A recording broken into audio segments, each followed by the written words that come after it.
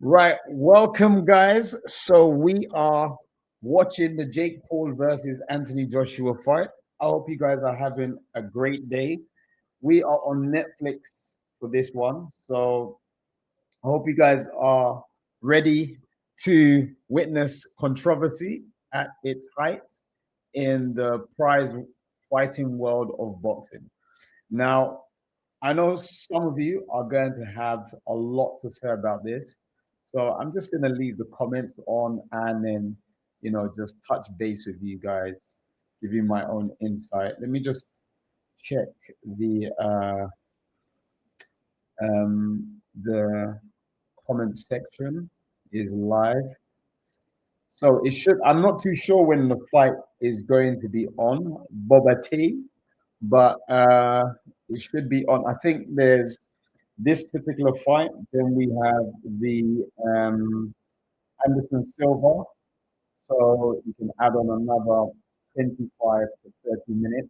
And then the Alicia Baumgardner and then Joshua versus Jake, which is just, I still can't believe it's happening.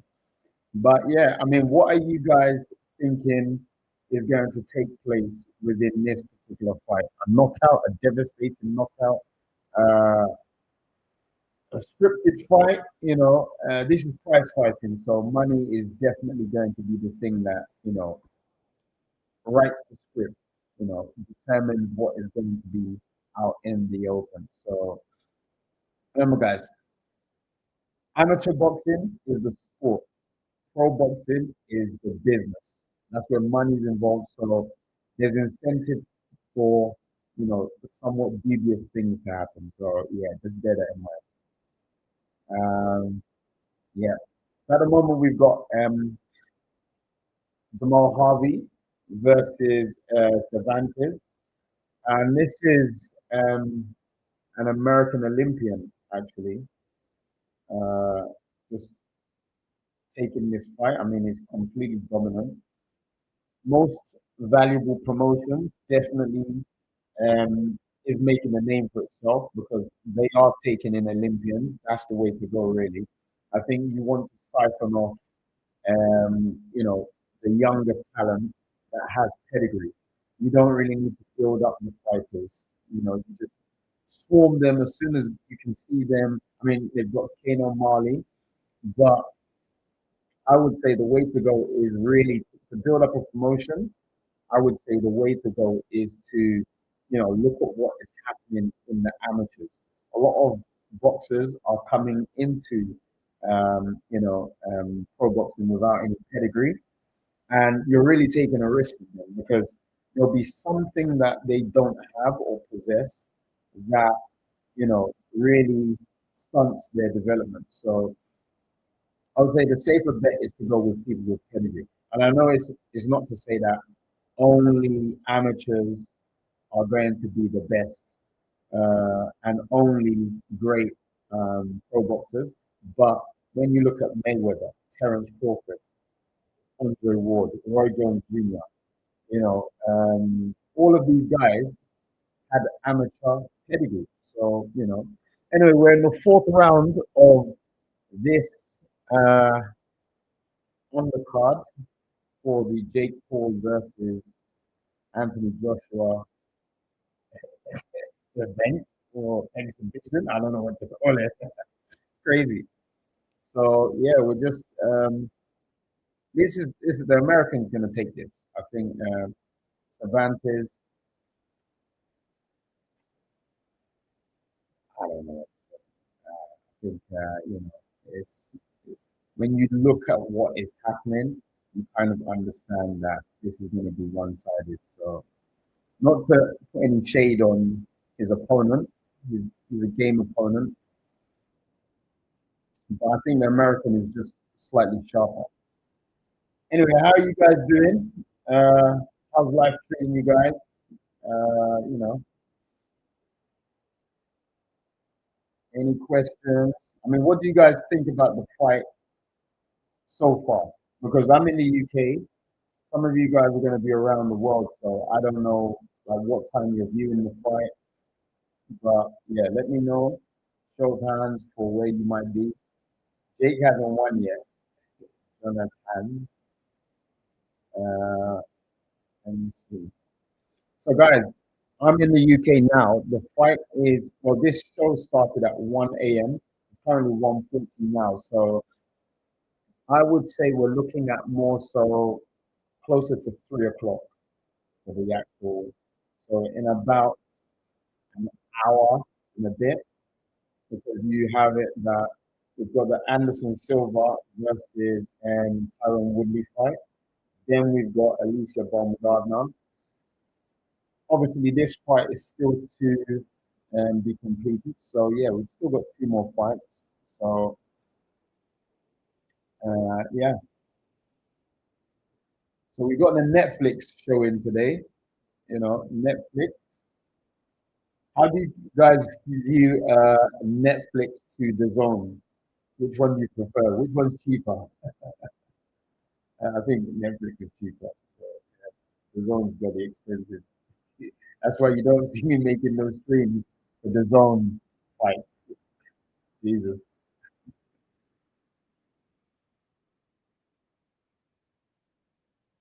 Yeah, I think guys, I want to just talk a little bit about this fight with Anthony Joshua and Jake Paul. Jake Paul has a lot of money. He has a lot of backing. YouTubers make extortionate amounts of money. Trust me, you guys need to get on your YouTube game. That's just, something that I'm going to advise you now. But he has so much money and resource to be able to enter the sport and make demand. And even have boxers such as Terence Crawford, Andre Ward, and Canelo Alvarez consider fights with Jake Paul more so than their mandatories. So I'm just saying to you, the whole pro boxing game is about money. So forget about legacy and stuff like that. Deal with that when you're talking about amateur boxers. Pro boxing is all about money. Is price fighting. It is literally all about how much money you can make, and then on the side claim legacy for that you have, you know, um, bodied or notched on your belt. But look at someone like Ryan Garcia now. He makes more money in his average fights than some of Crawford's big fight. And that is ridiculous. That is just absolutely ridiculous. Okay, sorry, you can't hear me? Can you hear me now? I'm surprised you want to listen to my bullshit. So, can you hear me now? Let me know. Let me know. Maybe is where is the live? You ain't gonna be able to see the live here. You ain't gonna be able to see the. You're just gonna be hearing me chatting rubbish. Yeah. Okay. Can you hear me? Is that loud and clear? You can hear me. Yeah. All right. Do you want me, guys? I mean, do you want me to turn up the volume of the Netflix?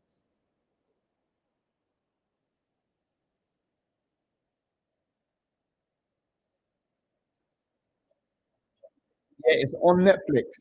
So if you've got a Netflix account that you're paying for, you can go and watch it on Netflix. Um, at the moment, we're watching Cervantes versus Harvey. Okay, I think the volume needs to be increased. So, guys, yeah, uh, where's your belt? Where's my belt? Or on talks a lot. That's what we do, man. That's what we do. We talk shit. Boxing. When you stop boxing, you start talking. You start eating. There's a lot of stuff that you start doing. You start living life. Because trust me, boxing is one of those sports that just takes your life away. It absorbs your life. Like first thing that happens, you start eating in specific places. So you eat more expensive food. Then you're washing, like the amount of stuff that you put in the washing machine, just increases exponentially. It's crazy. So much, and in social life, you don't have a social life, so you start talking more. You start living life. You know, I put on 20 kg when I stopped boxing, and that was my normal weight. That was the weight that I should have had. I was fighting at 64 kg, and then I just ballooned straight up to 80. But I feel so good at 80. I feel like, all right, I feel like I could get into the ring with Jake Paul and knock his brains out. But trust me, guys, there's so many how to say, there's so many amateur boxers that will just demolish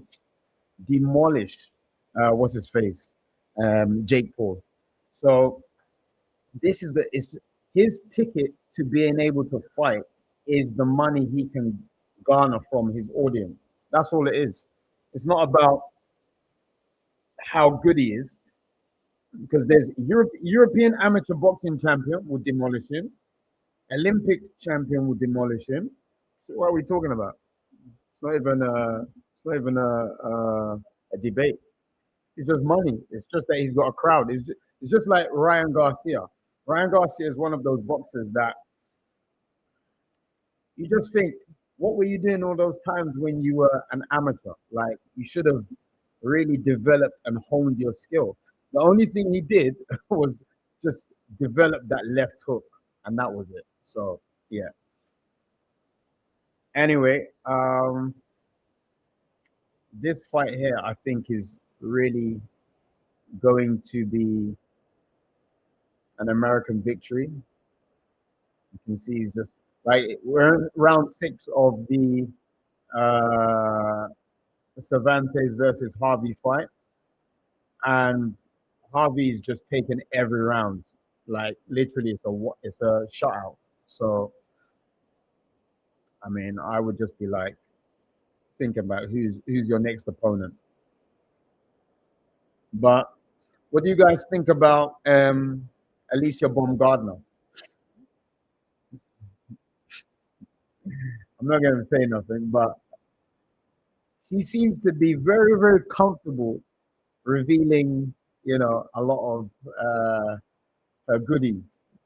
Could be a OnlyFans transition. You never know. So with a lot of these uh, females, if you've got it, flaunt it. So I wouldn't advise it, but I mean, I swear to you, like, a lot of the people that enter OnlyFans, and OnlyFans has become like a sponsor for some of the female boxers, a lot of them, and some of the male boxers, but a lot of them that enter that have a large following, I'm sure they're making millions. It's like another career that people have, been able to accumulate so much wealth from, and it's ridiculous. I mean, for all those guys that are paying, I mean, I ain't gonna say nothing about you, but for the people that are able to,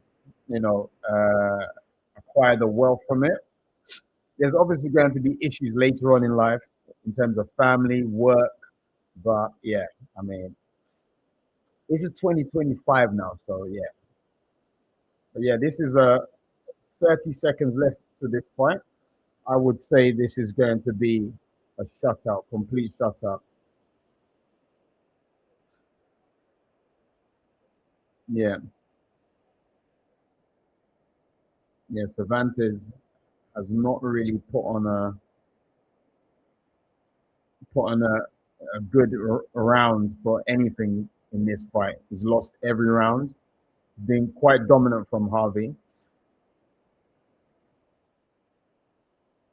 A switch hitter against orthodox Cervantes. So guys, we have it's Cervantes has lost that fight. So yeah, totally outclassed. Uh, how's it going, Jose? Jose Diaz, how's it going? What you guys saying? Where you guys from anyway? Let me know where you guys are watching the stream from. This is the first stream that I'm doing, so this is gonna be so unprofessional. You're probably gonna see a monkey flying in the back, some food fall on my face. the stream will cut off. You know, if there's another stream, a better stream that you can go and watch, I would suggest you go and watch that. But this is just like, yeah, I've been more so forced to do this. I love boxing, but yeah, the kind of logistics that you have to get around the internet. My internet is so fast, but for some odd reason, the connection's always going. So I just don't really know what the hell is happening. So I've got 1,000 megabytes. Like it dips down to about say 800. So it's like super fast connection. But for some odd reason, when I want to do stuff like this, it's always lagging. Like lagging for what? Switch off all my apps, still lagging. Crazy. Yes, Miami. So Jose, you are close. Jim, UK. Yeah, yeah, yeah, yeah. And Jose is in Cuba. Funny Destiny, Nigeria. Niger, Cubano. Miami is like the Cuban. You look like the guy from the Lighthouse. I don't even know who the Lighthouse family is. Let me see the light. Let me just go quickly. If that is derogatory, me and you are gonna have problems in this street. I know that guy. I know that guy. Jim, you lucky, yeah? You lucky today. Yeah, I remember that guy. I can't remember the song that they had. Yeah, I remember that. I remember that. You lucky, Jimmy. So, guys, let me know where you guys are. You know, around the world. Yeah, yeah, their music was quite deep. I have to admit, I liked the Lighthouse family. We got like, yeah, Osley Iglesias, yeah, training hard, been undefeated. Uh, so yeah, a lot of Cuban boxers now stepping into the pro ranks and just doing their thing. And trust me, there's going to be a wave of Uzbek, Kazakhstan boxers. They are completely dominating the amateur scenes now. It's crazy. So, like you've seen Golovkin, Madrimov, Akhmadaliev. Those are just glimmers of what you can expect within the next, I would say, 3 years. You know,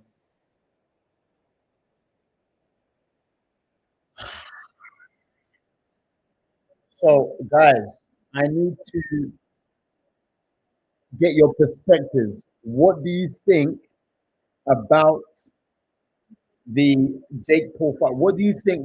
Why your perspective? Is it a fight that should even be taking place?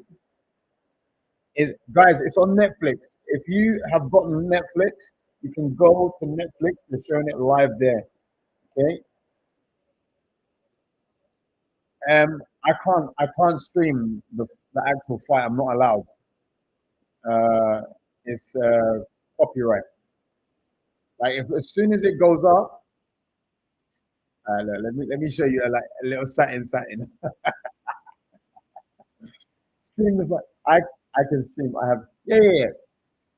But I can't stream it. I'm not allowed.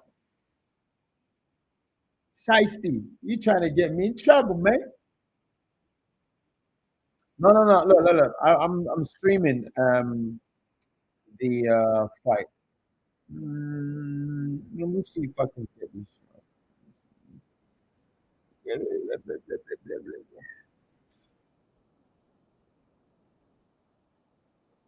See, look, the logistics already messed up. I don't even know what I'm doing. Uh, flipping. Yeah, I'm struggling already. See, normally I would have someone doing this, all of this kind of pressing the buttons, switching the screen. But yeah, I can't do it, man. It's messy. It's so messy. So I mean, what do you guys think about the fight? Anyway, look, the fight is gonna be in about maybe an hour and a bit, yeah.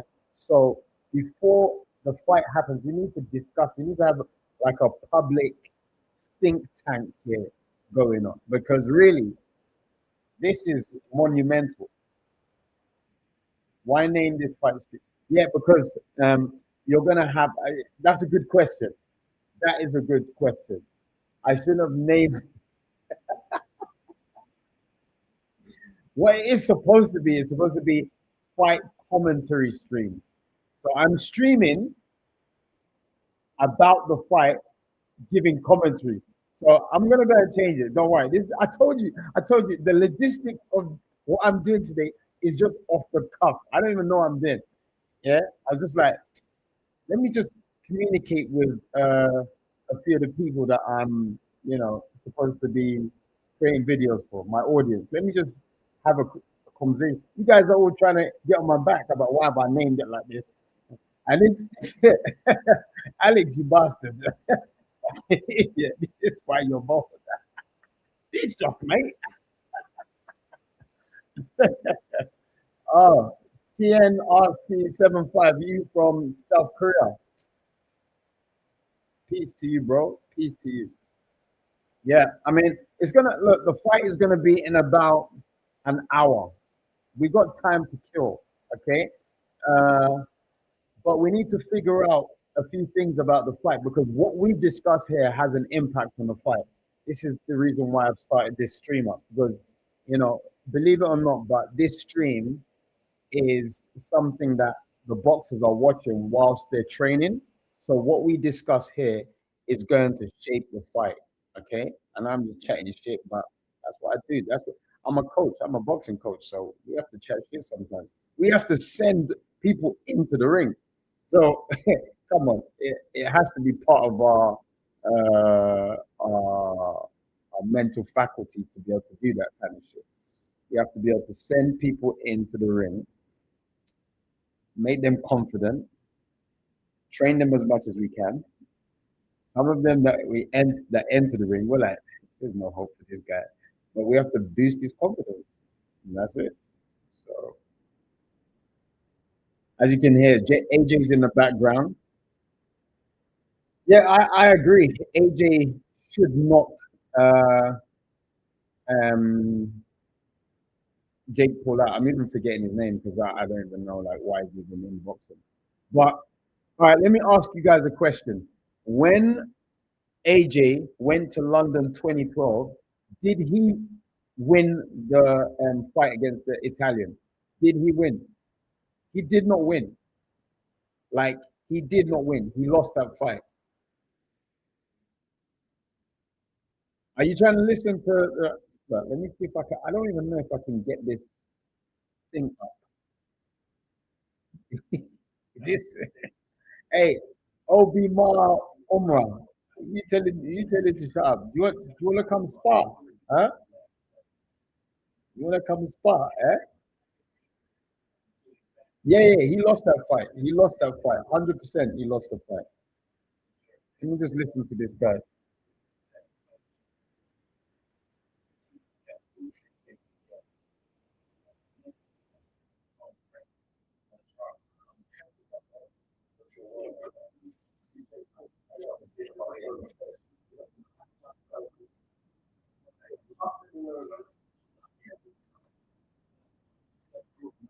Yeah, this guy is probably gonna join me on the stream. So guys, be ready.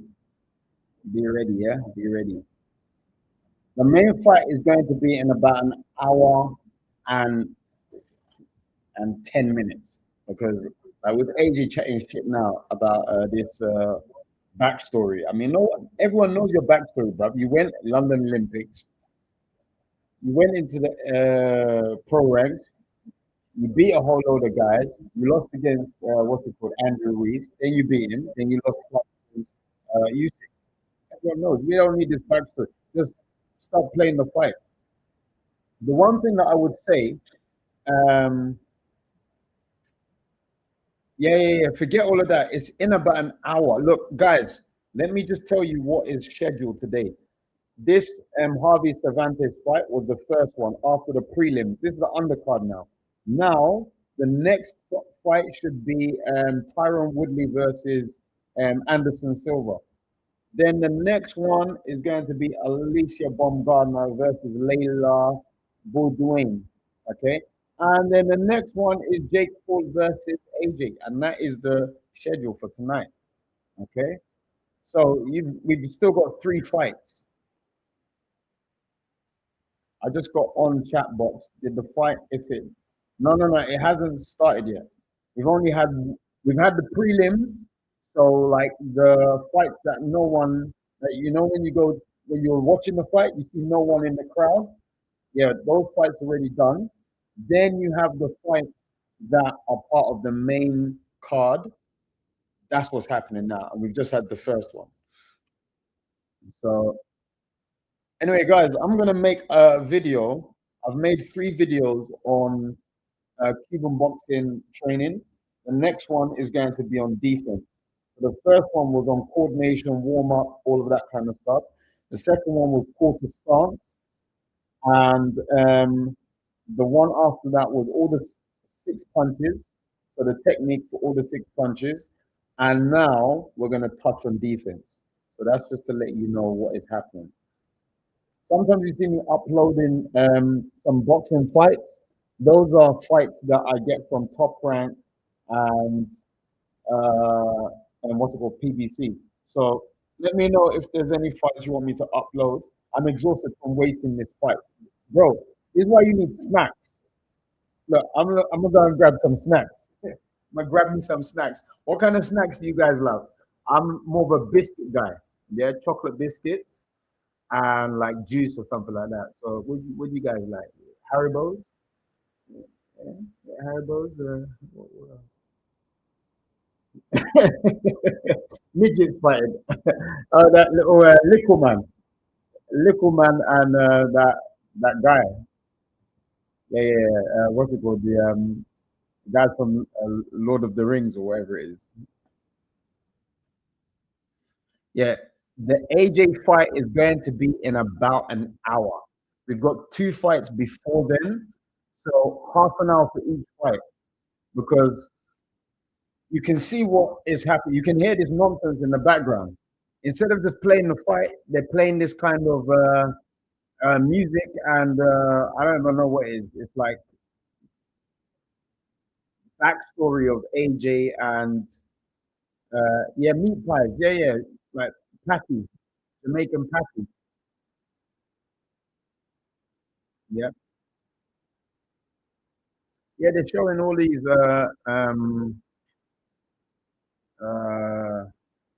I mean, they're just showing Jake Paul now in the ring.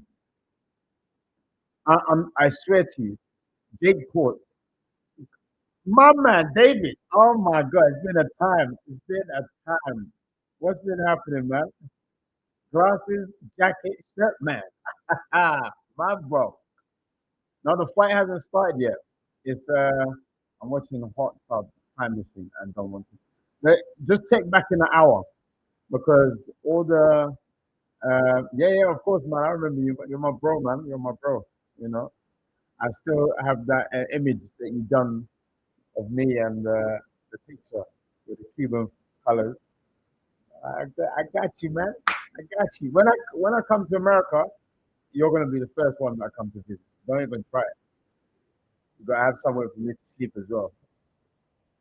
So yeah. But guys, I want to ask you, what do you think who win this fight and by what? Do you think it's going to be scripted? It's going to be an hour. The fight is going to be in an hour. We've still got two more fights, and then we have the fight. But we're just Netflix. I don't know what Netflix is doing. It's like they're putting on all of these characters, Alwani or whatever his name is, and it's like uh, Southern California. Shout out to Vince Bay donating. I don't know who else, someone else. Yeah, yeah, yeah. Shout out, man. Shout out to you, bro. Um, South Carolina. I've actually no California. I've actually been to California. Where did I go? I went to LA and I was staying in Palmdale. I went to both locations. My auntie had a wedding, so went out to visit. So yeah, bro. Do you know what? If it goes past one round, it's rigged. AJ ain't that much of a bitch, even. You know the thing why I want it to go past one round because I believe AJ needs to punish this guy. AJ, I want AJ to drag it out and to punish him to the point where either he's just gonna get knocked out cold like that, or Jake Paul has to concede. He's not a boxer. He's like, no, no, I didn't. He's gonna be like, "Ooh, ooh, I didn't think this was boxing. Sorry, I'm out. I'm done. Okay, that's what needs to happen. It needs to get to the point where he stops all of this. I believe, like he's been listening to Deontay Wilder too much. All of that belief stuff. Deontay Wilder was an amateur. He had amateur pedigree. I don't know who taught him, but heavyweights are a bit funny when it comes to um, their technique. They're a bit clumsy. They're all over the place. Well, it's just because when you go into any boxing gym, you have it that there's only one heavyweight. There's never more than one heavyweight in a gym. Maybe two, and they're lucky. But the heavyweights normally have to train with the cruiserweights or the light heavyweights. So yeah, it's a bit weird. Yeah, yeah, he's got to drag it out, man. Mike Tyson was biting his glove. I was like, what the hell is this? Mike Tyson doesn't need a fight. He needs his meds. I'm like, what's this all about? He's biting his glove like a kid with what's it called, autism or something. I'm like, what the hell? It was a bit weird to see him do that. I mean, plus he's old, so the two combined together, stumbling like his legs looked all over the place. Mike Tyson should never have fought. Like it was taking punish, punishment for no reason. Yeah, yeah. I mean, I'll be honest with you, but Andy Ruiz is actually a good boxer. Like Andy Ruiz is actually a good. Like his body is deceiving, but he's actually a good boxer. Like he was on the Mexican boxing team. Um, you know, he's one of those people that when you see him and you look at his physique, you're like, if someone's let you be in the boxing team, there must be a reason because the way how you look does not look convincing. So, but AJ, he looks convincing. When you see him, you're like, oh shit, he must be good at boxing. When he makes a mistake, you're gonna make an excuse for him. So yeah, now we've got Tyrone Woodley versus Anderson Silva. So do you see how all these uh, MMA fighters, UFC fighters, are turning to boxing? It pays more, man. Do your MMA, do your UFC, but then take a boxing fight. You know, get paid, get your money, man. You've been putting your health on the line, taking damage all this time every week. I'm gonna let you guys listen. Miami, yeah, Florida, USA. Hey, David, aren't you from Miami? I know you said that you were in. I know you said you were in Texas or something like that, but are you from Miami? Yeah, definitely a great fight.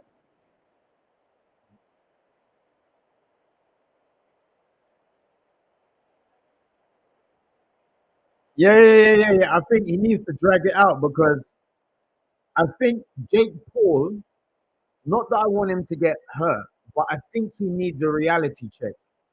If he can sustain it, if he can get past that, all right, from Texas, yeah, yeah. So if Jake Paul can sustain himself in a fight where he's going up against AJ, and he puts it like the fight where Conor McGregor fought Mayweather. I thought Conor McGregor gave a good account of himself. You know, he got beat, but he gave like he hit Mayweather a few times, and I know Mayweather had a strategy, but Mayweather did still not want to get hit. So you know, it's like he was a bit slightly unpredictable. I saw what Conor McGregor did. He was doing like the hammer fist on Mayweather's head. It's ridiculous. Just couldn't help himself. So Anderson Silva, yeah, 5 fights as a pro. It's like, guys, I'll be honest with you, but I reckon UFC fighters should always dip into boxing if they can. Fight someone that is um, your level, your skill level. Let your manager pick someone who's going to be, a good matchup for you and get some money, man. All of this $1 million when you're fighting a big UFC fight, like Conor McGregor, like he made more in one boxing fight than what he made in like almost his entire career. I was like, what the hell is that all about? And I see the crowds for UFC, and I'm like, I know boxing is still bigger than MMA, but I swear part of that is the people that run UFC. They're taking some of the money. Yeah, yeah, yeah. You guys, stop spamming, yeah? I'll put you in timeout, buddy. Naughty, naughty boy. If anyone spamming, I'm just gonna put them in timeout. Yeah, yeah. I'm gonna, yeah. You can block. Yeah, yeah. Amir Grow was banned and their comments were, yeah, yeah. You put you in timeout. I didn't even know that I could do that. Yeah, I was like, what? Yeah, get in timeout, buddy. Who else is spamming? Let me see. Let me see. Rambo. I've been seeing you put that. Oh, all right. You saying that I forgot to get my snacks. All right, let me go and grab my snacks. Yeah, let me go and grab my snacks. Just watch. I'm gonna show you guys. Yeah.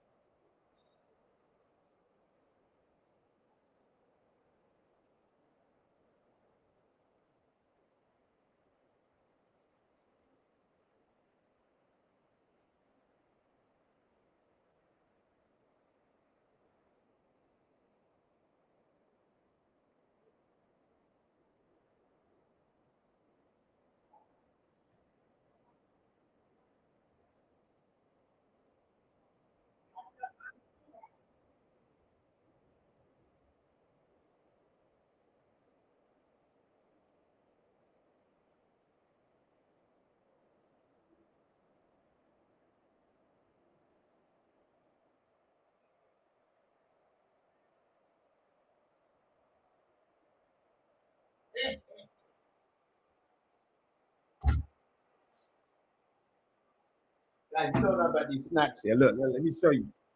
Let me show you. Yeah? This, see that malted milk chocolate biscuits. That's what I'm talking about. Yeah, boy. And then we got the little orange juice as well.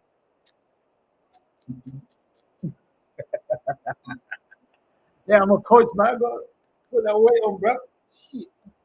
All right. Whose haircut? My haircut. Yeah, man. No, we do. Right, guys. This fight now is the one for MMA fighters and MMA fans. Anderson Silva, Spider, yeah? Huh? Well, what?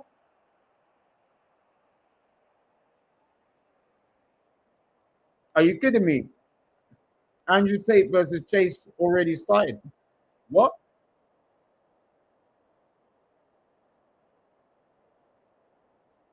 That's crazy. Right, Vince. Welcome. Mm, to be honest with you, is this guy telling sushi melt? Are you telling me to shush? Anyway, Vince, um, I think the the result from this fight is definitely going to affect Anthony Joshua. But I don't think he really needs a knockout. I think he can just even have a dominant performance where he just plays around with Jake Paul, and Jake Paul maybe even quits, But I think, to be honest, because Anthony Joshua has already lost, it's not like he's undefeated. So he definitely can't lose against Jake Paul. But I think if he loses, people are going to think, "Oh, this is rigged. This is more of a scripted fight," because there can be no place on this earth where Anthony Joshua goes to fight Jake Paul and loses. There can be no reason or no place. So yeah, but I reckon he will go for the KO. I reckon he'll go for the KO because Jake Paul did insult him and disrespect him a bit, and I think if um, Paul does that, it's either that he's very stupid or he knows that there's something written in the contract that prevents Joshua from doing certain things. So, not being physical at the press conference. Maybe that's written into the contract. Maybe he can't go for a knockout. Maybe that's written into the contract. You know, we don't really know. There's a lot of shady stuff that happens behind the doors of the negotiations.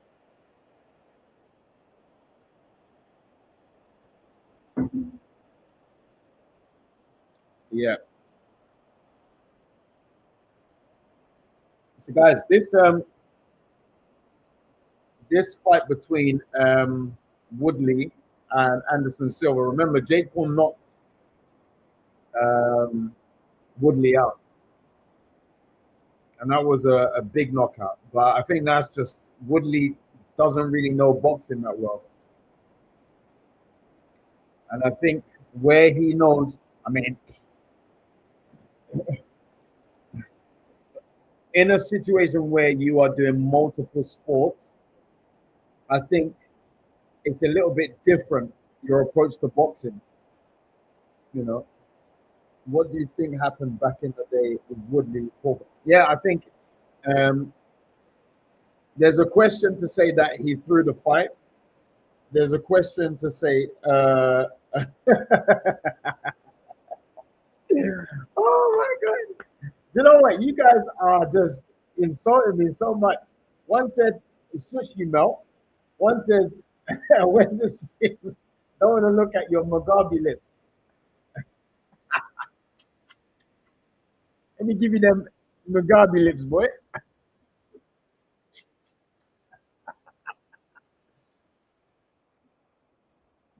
Yeah, boy, get those, get some of that Mugabe lips. Take a screenshot of that shit. Yeah, I know. I would say with UFC fighters, you don't really know what their forte in whilst they were doing mixed martial arts. Some of them could be just complete trash at boxing. Yeah, in it for the money.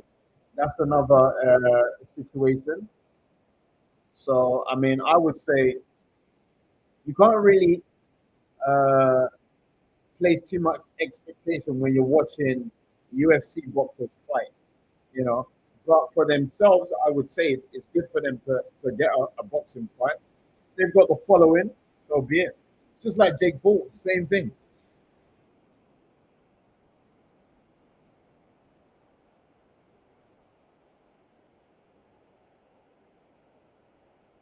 Yeah, I think Anderson Silva needs to establish that jab because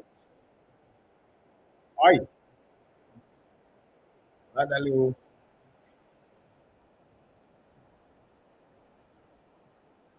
I think Anderson Silva, he's got the same type of disposition as MVP, Michael Venom Page. So got that kind of limber, agile, dynamic kind of movement. Thank you. Oh my God. I don't know if you guys just saw that. For an uppercut, boom, boom. Yikes. Ay, ay, ay. Yeah, oh shit, you saw that as well, yeah? Mm, mm, mm. Wow, knockout, knockout. That's crazy.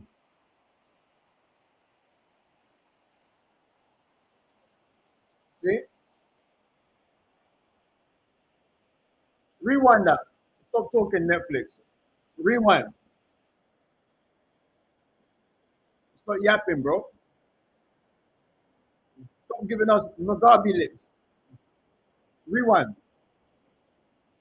Let's see what happened. Yeah, Diesel, you showed you.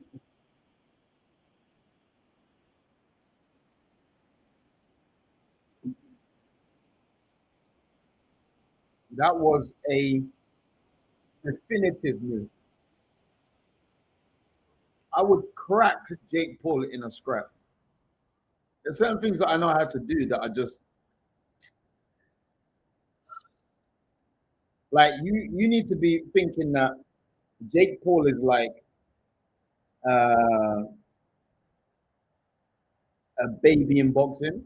Because look, remember, with Jake Paul, he hasn't had. You learn more in amateur. In 1 year of amateur boxing, you learn more as than a pro.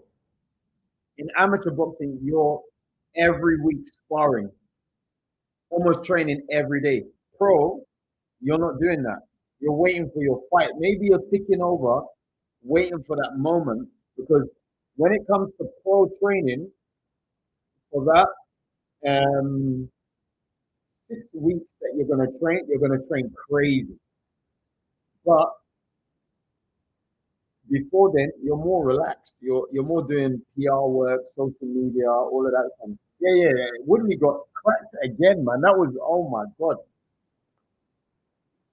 Yeah, remember to like and subscribe to the channel, bro. Thanks, Apple. Yeah, yeah, yeah, yeah. Yeah. Woodley was sleeping on the first punch and he got hit 3 times. Man was showing his booty. Look at that uppercut, hook, hook, and my boy was trying to hug her. Oh my god. Oh my god. He did the Roy Jones move on him. Oh my.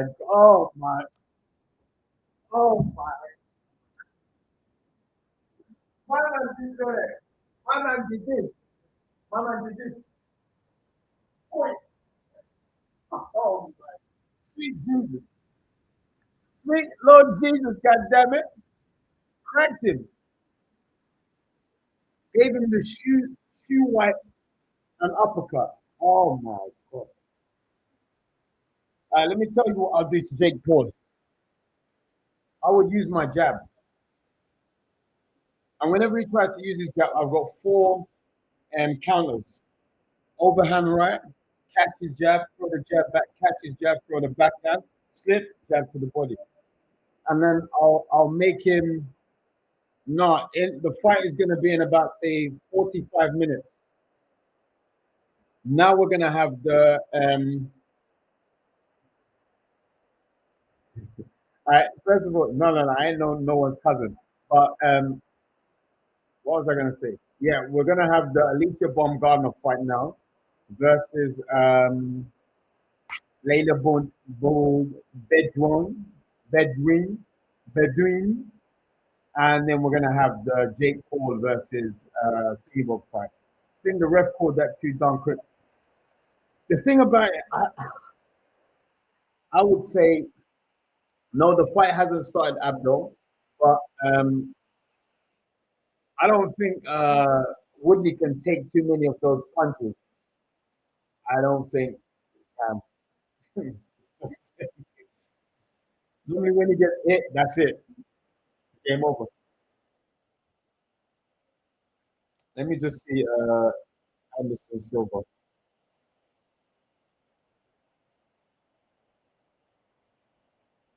Hmm. Do you know what I would say to you? Look at that. Touch his shoe and threw the uppercut. That's a young man's move. Oh my God. Oh my God. And you know how happy he is? He is doing a move like that on a night like this. Headset. Sent alert. But I think I haven't been speaking into the mic. But yeah, this guy is an old guy doing a young man's move on a big night like this. That is just crazy. That is crazy. That is crazy. He's not just doing normal boxing. He's touching his shoe and then throwing an uppercut and then throwing a right hook. Oh my God. That's You should retire.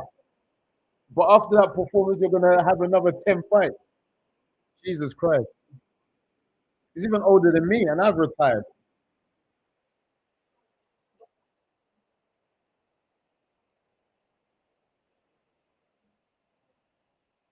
Anderson Silva won. He just did a Roy Jones Jr.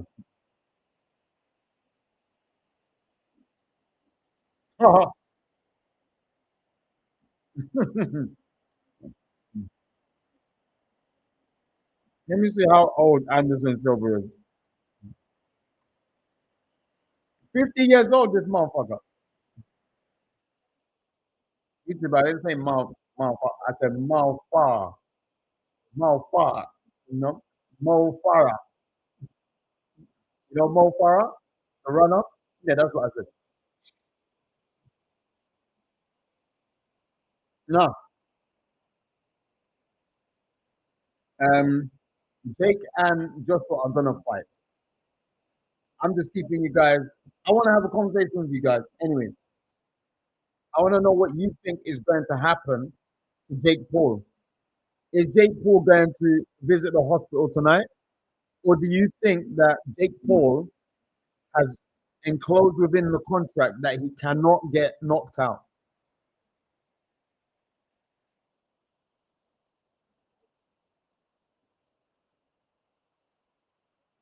Hmm.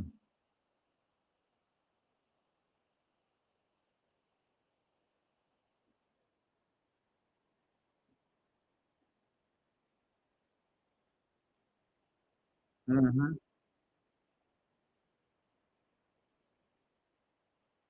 That's crazy, guys.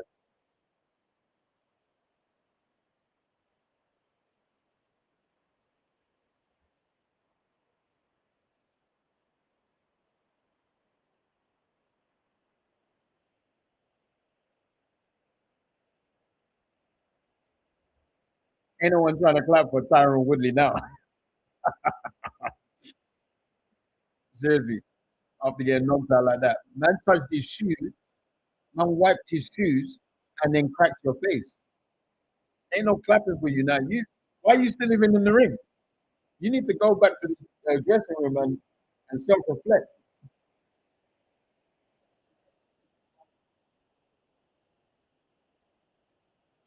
Why is Tyron Woodley still there? I don't understand. Why are they interviewing the man that had an uppercut whilst the guy used that same glove to brush his foot? And he's 50 years old. He's even older than you. That's one of those vintage beatdowns.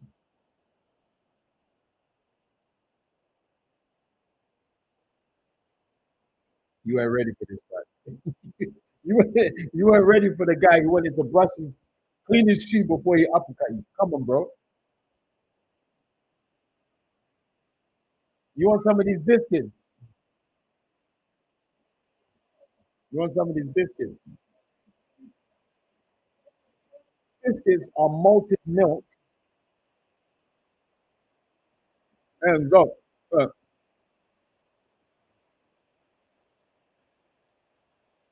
look at the concentration of biscuit. I mean, and biscuit to chocolate ratio.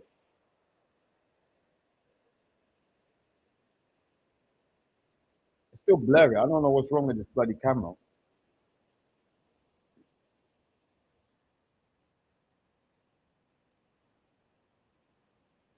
Let me cover my face. See that? Aye, aye, aye. The the the luxury of chocolates and biscuit. Ah, mm, mm.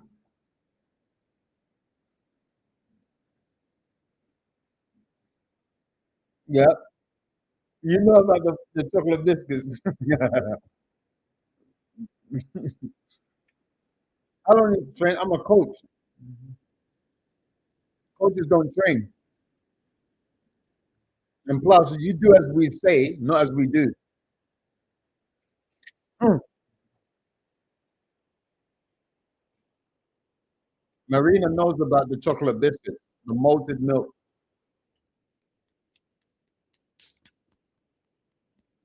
Mm.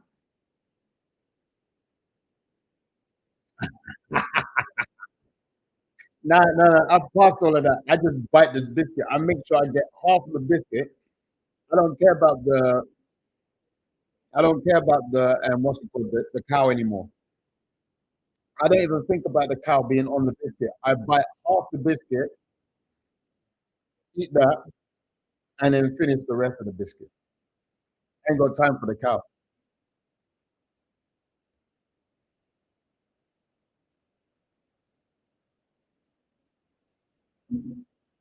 I used to eat around the biscuit when I was a kid. Actually, what I used to do, I used to eat all of this stuff, the coving stuff on the edge first, and then make a rectangle, and then eat the rest. Now that was the right way to do it. And then you eat the cow. You eat around the cow. uh, right, guys, the fight is about to start soon, so you need to go and grab your snack. There's the Alicia Baumgardner, and then when's the fight happen? It should be in about say half an hour, to be honest. Yeah, it should be in about say half an hour because we've got the Alicia Baumgardner versus you hear it, you hear it, you hear it. You know what? I swear I would love to just put the stream up a little bit, half this, uh, but I just can't. Yo, Archie Clark, my guy, I have to say what's up because my main man, Wicked Doodlem, out here running game with me, watching this fight. You know, we are watching at the moment the Layla Bedouin versus Elisa Baumgardner fight. That's just before the Anthony Joshua versus Jake Paul. So shout out to you, my guy. I hope you're having a great day watching this stream, watching this video if you're watching it afterwards. So yeah. Yep, in the UK where it's cold, frosty, windy. I was on the bike trying to blow me off the bike, creating a health hazards and stuff. She said she's gonna give her a season ass whooping. Trust me, for all the girls that are trying to get into boxing, this is the right time now. You know, there's so many promoters that you can involve yourselves in if you are looking to go pro. And there's so many Rambo, shout out to you in Australia, man. Australia is definitely becoming a location for boxing. You know, a lot of great boxers coming from that area and some coaches as well. So yeah, man, shout out to you. Um, yeah, I would definitely say a lot more females need to get into boxing if they want to. The pro scene is definitely filling up rapidly with great talent. So yeah, but I think the women should not be trying to do the same thing as the guys. I think You need to make what you're doing with your abilities exciting to watch. Don't try to emulate what the guys are doing. Like if the guys can do 3 rounds, 12 minutes, just look at what you can do and make that exciting. Maybe even the guys can't do. Maybe the guys should be doing a different metric of rounds compared to, our rounds have changed. Before it was unlimited rounds until someone gives up, I think historically, then 20 rounds or 100 rounds, then 15 rounds, and then now 12 rounds. So it's changing. So, coach, what size feet are you asking for a friend? Are you asking for? I'm size 9.5. Let me show you.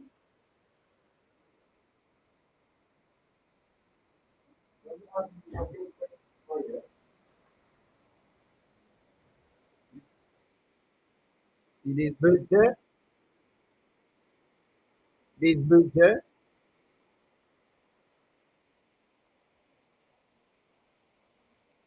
So see that?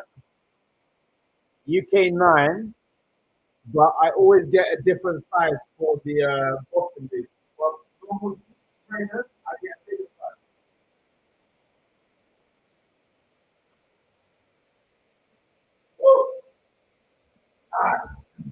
So at least you're bomb Gardner. Hey, none of that spamming, yeah? None of that spamming.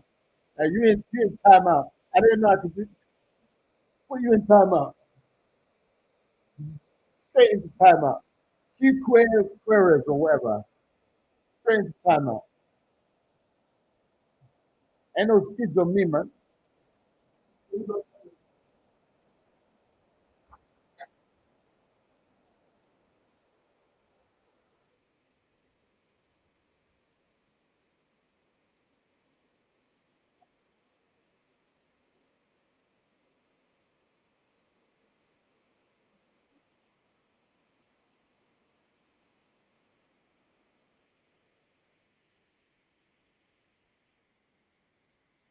Where you see skids? Man, ain't no skids. What the hell you talking about?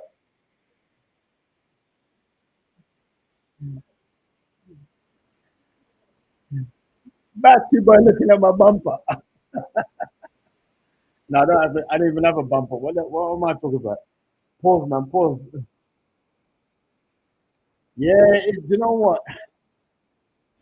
I would hate for it to be rigged because I want it to be an actual fight and I want it to play out so we can take from that. But if it's rigged, then shout out to you, Florida, my boy, King.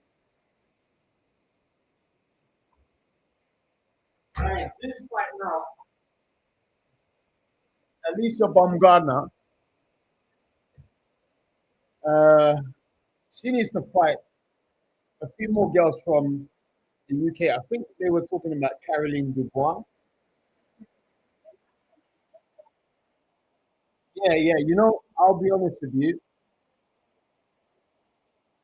Let them call me up because I've got a bone to pick with AJ. Yeah, AJ followed me on Instagram, and then I realized that he didn't follow me because of what I was doing. He's following me because I don't know, but whenever he has a big fight, he follows you, and then 2 months later, but then again, my account was a bit inactive, and then he takes you off, and then now when he was just about to have this fight, he came back and followed me. I was like, nigga, I ain't following you back. So yeah, I got anyway, but it's probably his what's it called? Um, his management team that do that because it's almost like they're trying to um, get people to follow the channel so that they can promote the fight and then get more people to pay for tickets. So it's a nice strategy, but not with me, buddy. Not with me.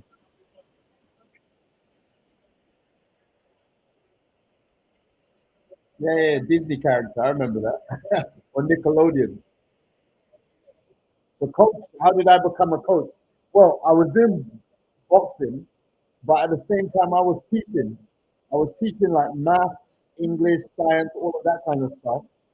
And then the parents just came to me and said, "Look, you get our kids to such a high level that during the holidays they just become dumb." So they asked me, the parents asked me to do something educational with them during the holidays. So I said, "Look, I'll do some arts and crafts with them, but a lot of them need discipline. A lot of them need to develop into more mature bodies." So yeah, I mean, get them to the boxing club, and then before I know it, I started preferring to teach boxing more so than maths and English and science. So yeah, I mean, a lot of you guys don't know, but I have a physics degree. So like, obviously, my background in boxing was more so for my own thing. But then when I started teaching this like academic stuff with kids, I was like, yeah, let me help them get to a better position. Because I remember when my mum tried to put me through the tutors and stuff like that, but it was expensive, so I couldn't really do it. Yeah, coach, you're muted. Can you not hear me? Can you hear me now, or is it? I think it's just my voice to the mic. I'm always leaning back. Yeah, I'm always leaning back. I just need to stay close to the mic. This boomstick. It needs to adjust itself. Goddamn stupid stick. Yeah, God damn it, man. Yeah, this thing is a bit temperamental, guys. Oh, uh, bro. You making me change my mic when your volume was on zero. You guys, you playing with me today, yeah? You playing with me, yeah? Go pretend you a rapper, coach. Go and kiss that mic. Yeah, gotta kiss that mic.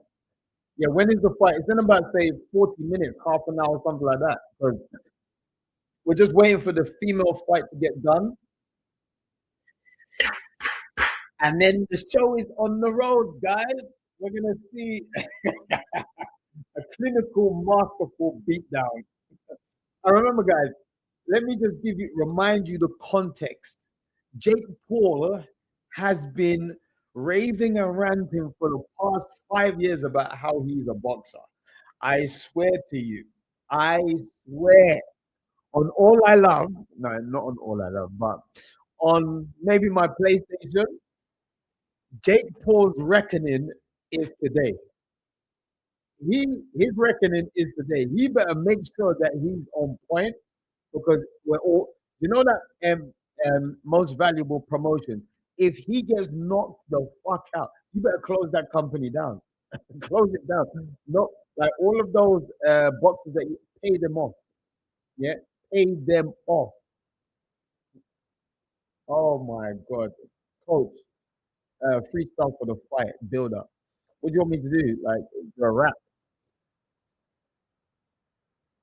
Jake Paul is a scam. You know what I'm talking, man. I ain't gonna be no blam blam in the ring when I'm talking about Bam Bam Rodriguez. You know who I'm talking about when I'm talking about this guy. He's so fly. Yeah, yeah. That's enough. That's enough for me, man. I ain't rapping again. Shit. Hey, shit. You know, Arsenal, I hate Arsenal. Believe it or not, but I used to live. The Alicia Baumgartner fight is just about to start in about say the next 5 minutes, so we got time to talk. So look, um, Arsenal. I remember I lived like about in Islington.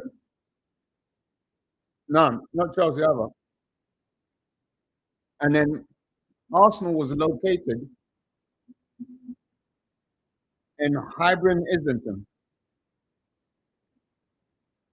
And what happened is that I was on my way to work. All the stupid bloody fans started shaking the bus because they won a game. I was late to work. and then I got in trouble. Since then, I vowed, yeah, Hybrid Corner Station. Yeah, you know where it is. You know, it was like a kind of an old stadium, and now they've moved to Holloway Road, near Holloway Road. Yeah, yeah, bro. If you want to collab, we collab all day long. Coach Charles, we want an Angel Shopping Center, vlog. Angel Shopping Center. Are you talking about Angel just up the road from Hybrid Islington? Is that the Angel that you're talking about? Do a meet and greet in Angel Savior. You're talking about the business center. Yeah, yeah. Don't worry. One day, man. One day. Just DM me on Instagram, and it will set that up. Want the collab, 100%. Kieran Donovan. Yeah, man. We'll do that. Meet and greet at O2. 100%. Make sure you DM me on my Instagram, and we do that. But I'm in Elephant and Castle now. I don't, me, Spliff, me, bro. I'm. This is my vice. Chocolate biscuits, sometimes Haribo. It's Charles Starbucks, the same as this channel, Charles Starbucks. But look, guys, I think the only team that I've ever supported, truly supported, has been Liverpool. But that was back in the day. I'm talking about Grobula, um, Ian Rush, John Aldridge. Oh my God, those were the glory. You know that when it was match of the day, the pitch was muddy, and you felt that going to a football pitch was not. I mean, going to a football game was not that much racked up as it is today. But then, and it was crown pates and candy. Oh my God. Oh, those were the days of football. I swear to you. Yeah, John Barnes. Oh my God. And John Barnes used to curl the ball. Oh my God. The glory days of football, man. Match of the day would come on, I think on a Sunday at 6 o'clock, something like that. Oh my God, man. That's nostalgia. I haven't been to Anfield. I'm like one of those Indian supporters in India that's never been to Manchester. That's like how I just love the team. But the one time when I was heartbroken, oh my God. If you know Liverpool, like the days of Dalglish, Man United is cool as well when they get to Europe. I remember there was Van Nistelrooy, Cantona around that time when they were going to Europe. I used to watch them, but I swear to you, if you know Liverpool and you supported them around the time when they had crown paints and candy, and you know Steve McMahon, Steve Nicol, or whatever. I remember there was a few Steves, and then Kenny Dalglish. There's one game that you should always remember: Wimbledon FA Cup final. I swear to you, that was the worst day of my life. I still have trauma. I still have trauma from that day. It's like they lost. I think it was like 2-1 or 1-0. And I swear to you, I was crying. I was crying. I couldn't. Yeah, Steve McManaman, but it was before Steve McManaman. It was like when they had Grobler, um, Steve Nicol, John Aldridge, Ian Rush. Oh my God, those days, man. Those days of football, it was like, oh God, man. It was like, no, no, no, coach, you're looking fit. That's because boxing keeps you young. You need to understand. Yeah, yeah, yeah. I know. Look, I'm like mid 40s now. I'm like in my 40s. Like, boxing keeps you young. All my friends, they look like fucking. They've been doing meth. They look old. Bloody hell. What channel will they air it on, please? Bro, just watch my commentary. Listen to my. I'm gonna give you some insight. You know, the coach. I mean, the gym that I used to fight at is called Fitzroy Lodge. But the one that I train in is train my amateurs team is Brixton Afiwi. It's in central Brixton. It's like the main gym in Brixton. So now this is Alicia Baumgardner versus Layla Bedouin. Yeah. No, no, no, no, no. This is all on Yeah, I know Islington Boxing Club. That was one of my first boxing clubs that I used to go to. This is on Netflix. If you guys have got a Netflix account, I suggest you jump on and do your thing there. Load up your account and uh, get onto the fight because it's airing live on Netflix. So, you've been to what's it called? You've been going to no, I'm on the Netflix, bro. You going to could you do a review so I know if I should take studio or not? Take studio? I don't really mean. Yeah, yeah, I'm gonna do a commentary. Don't worry. I'm gonna run commentary like when I'm one of the commentators. But guys, look, let me see. You said you've been going to Islington, so you know Reggie and you know Simon. Yeah, you know Reggie and Simon. If you've been going to Hook's Place, you know Reggie and Simon, the coaches there, and Bevis. Do you know what? AJ should come to me for training. I don't know what's wrong with him. I don't know what's wrong with him. I would. You know what? One thing I'm gonna tell you guys now about AJ. Hey, bro, you been messing around with the spamming, yeah? I'm gonna send you to the timeout now. I'm gonna send you timeout. Yeah. But look, guys, there's one thing that AJ does not do with his jab. He doesn't flick it. He probes like that. Prods. That's all he does. He should be like pop, pop, pop, pop, pop. And then when you think he's gonna throw the jab, boom, he throws the backhand. You see? That's all just too stiff. But do you know the reason why AJ doesn't have a lead hand, a versatile lead hand? Because he built himself around brand, not skill. Yeah, yeah. No, Terrence Crawford is looking like me. I'm older than Terrence Crawford. I'm older than all of these boxers. So they're looking like me. I'm looking like them. They're the youngsters. Youngsters looking like the oldest. You know, other way around. Shit. So at least you're Baumgartner, guys. This is what we're doing now. At least you're Baumgartner. We need to assess what is happening here because this is one of the ladies that is dominant now. She's on the same level in terms of prestige for Katie Taylor in terms of belt, but Katie Taylor is a lot more popular.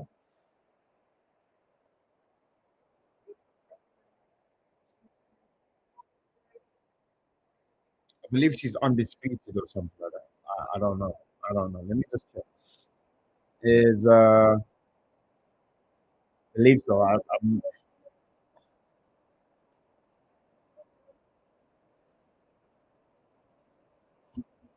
um, let me see. Let me see. Let me see. Let me see. Let me see. Let me see. Mm, yeah, you know, she's mother is of German and Japanese and Korean descent, and father is from Detroit, uh, African American. crazy. She's got all of that stuff in her. Yeah, super undisputed superweight champion. So she's undisputed. I knew she was undisputed, but I was just like, I, I can't remember what fight she was undisputed. She became undisputed. So it was let me see, Mekelad. Mekelad. Yeah. So this is the thing. It's like getting to know the female boxers is one thing. Keeping up with, the fights that they are. Yeah, yeah. Come to Brixton. Um, yeah, come to Brixton and you can get that work. So on some sparring for you and everything. So look, guys, we are now about to start this fight. So this is one of the fights that I'm gonna start commentating now. So you guys need to.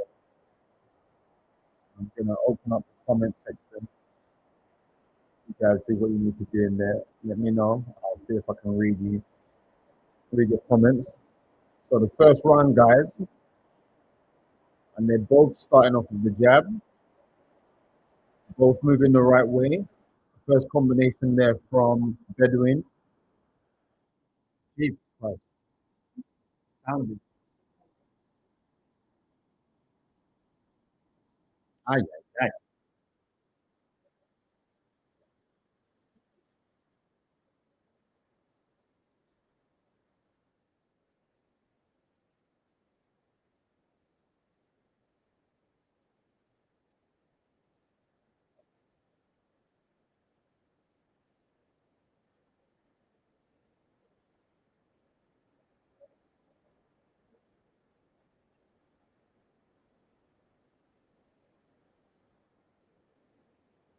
So Bedouin has started off quite well, seeing her pumping out the jab.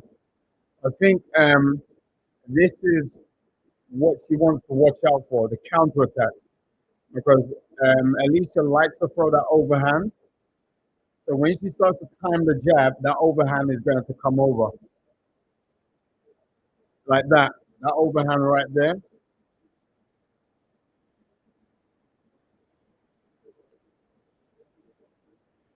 So I would say what Layla needs to do is feint. She tries the same thing with the overhand. So you can see, as I said to you guys, you need to have counters for the jab. This is what's going to allow you to become first and take control of the center lane. So you can see them just touching with the jab, and now Layla just comes through with a nice combination ending on the body. Okay, yeah. Ah, so she was trying to time the jab there with the overhand, but then Alicia just took a step back and then fired that counter. You can see it's a battle of jabs. First one to land the jab. None of them are really changing, trying to change stance. It's a good boxing fight.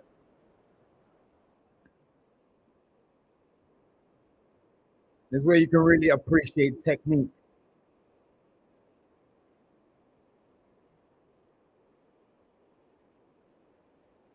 This is what you want to see, guys. Like in terms of a boxing fight, you really want to see how the boxers, move forward with their punching, the feints, the counters of the jabs, the double feints, the initial attack, and then the counter attack from that, from the response from your opponent. That was nice from Layla Bedouin. Guys, I would love to show you the fight, but it's just something that I would say, um, copyright, everything like that.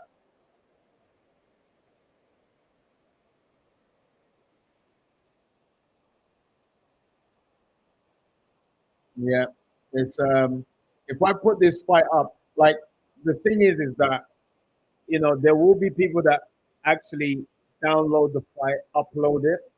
It'll probably be up for about say a day or two, and then it will just go down.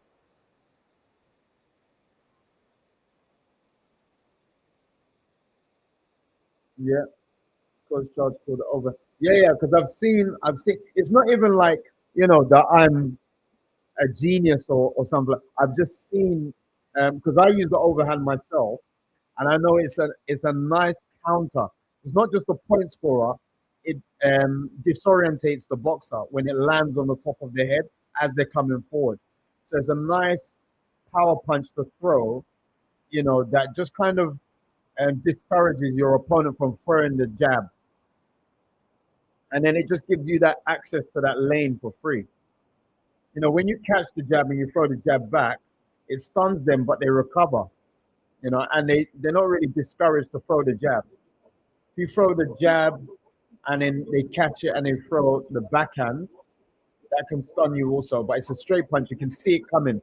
But the overhand, you don't see it coming. It just hits you, and there's no bracing of the impact. Nice. That's really good. They're all from Bedouin.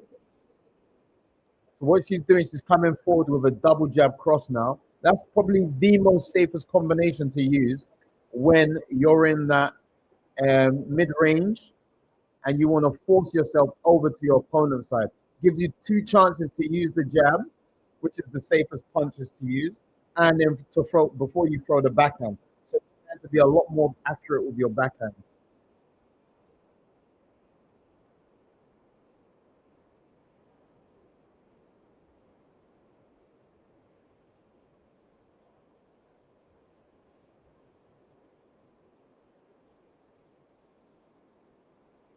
So Bedouin is getting tagged now as she comes forward. She needs to feint.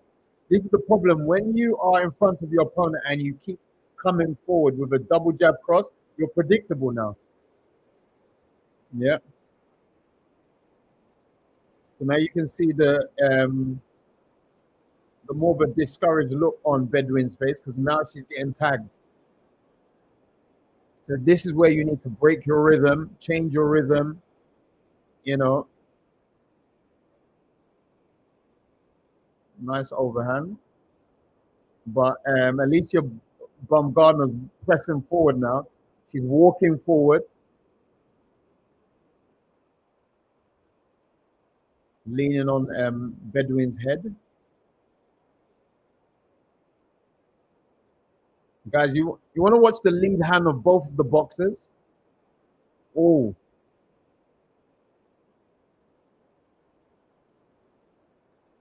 so when you slip and you throw the backhand, it just allows your head to not be on the line if there is a mutual exchange of right hands.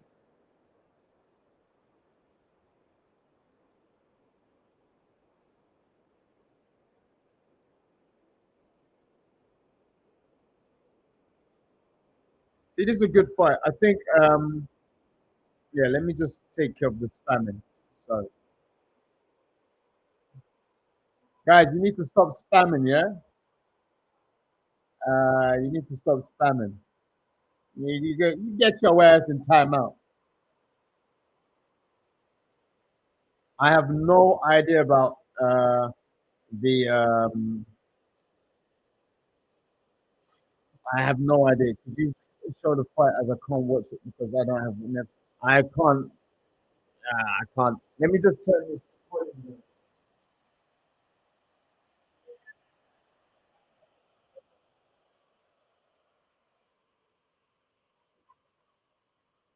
So, guys, this fight here now, I still cannot believe we are going to watch Jake Paul versus Anthony Joshua next. It's so crazy because every fight that Jake Paul has fought, it's been against someone that is not really in a position to say that they are competitive in boxing. When he fought Julio Cesar Chavez Jr., Julio Cesar Chavez Jr. had been off boxing. You can see that he's not really into it that much. So it's just weird that it's crazy. But yeah, let's just tap into this now. Let's see what's happening. Um,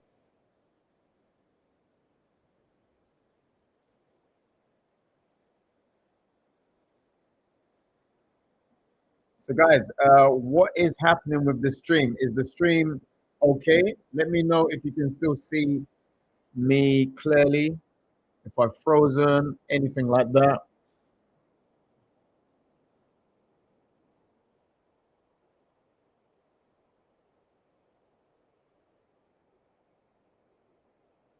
Yeah, yeah. All right, I'll be close to the mic. I'll be right here on the mic watching and giving my commentary. Yeah, I think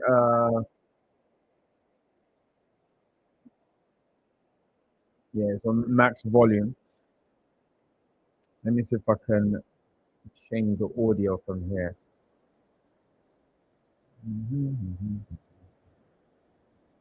Bam, bam, bam, bam, bam, bam, bam, bam, bam, bam, bam, bam, bam, bam, bam. Yep,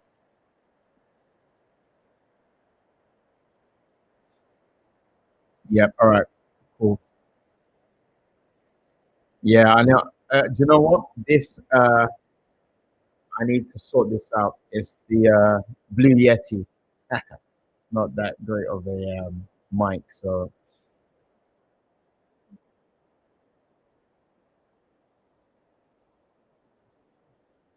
yeah, this is a really good female fight. I have to admit, this is like one of the types of fights that you can really appreciate from the female boxing.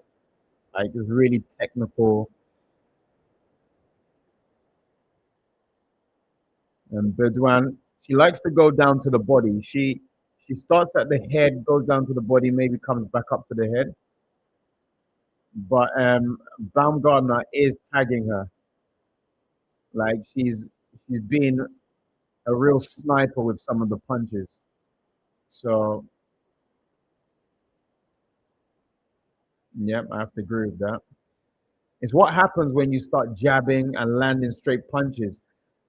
You start to slip, but what you don't realize is that your head starts to come forward, just to cocoon your body, and then you become susceptible to uppercuts.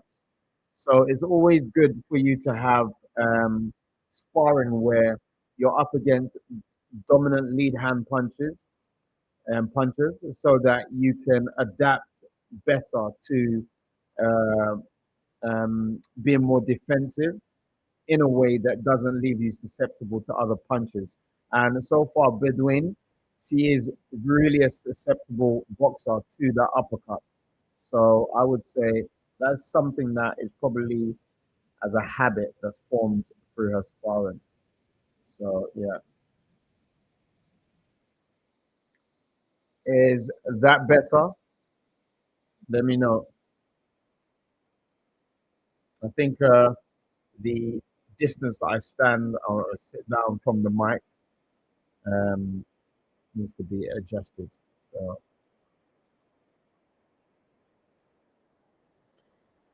yeah, so surreal.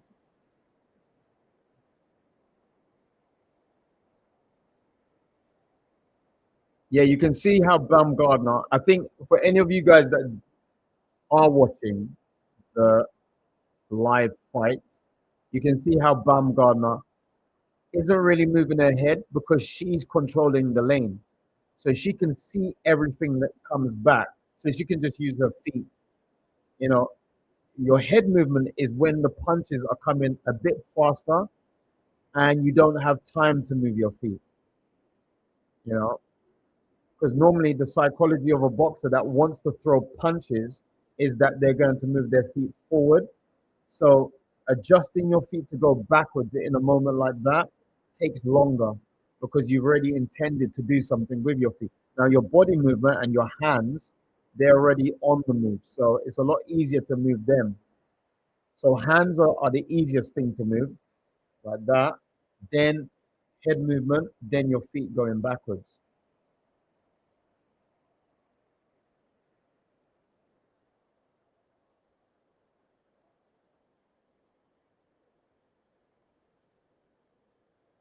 So you can see when they are both in the high guard,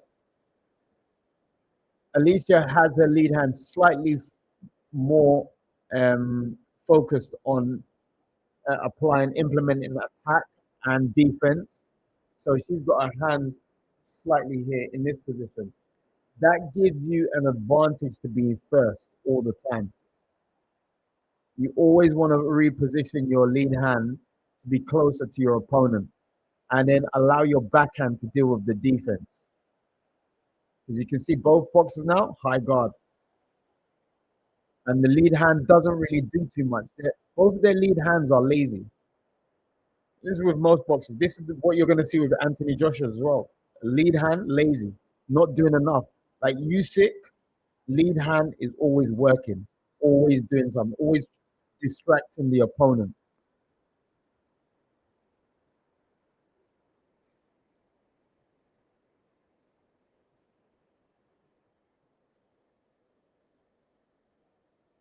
Yep.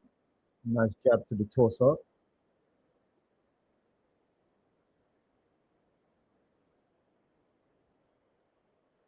Good. See that catching the jab and throwing the jab back. Defense as well. Got to have good reaction for your opponent's punches. There's one thing knowing the technique, but you have to have good reaction because knowing what to do is one thing, but knowing when to do it and being fast enough to do it is another thing.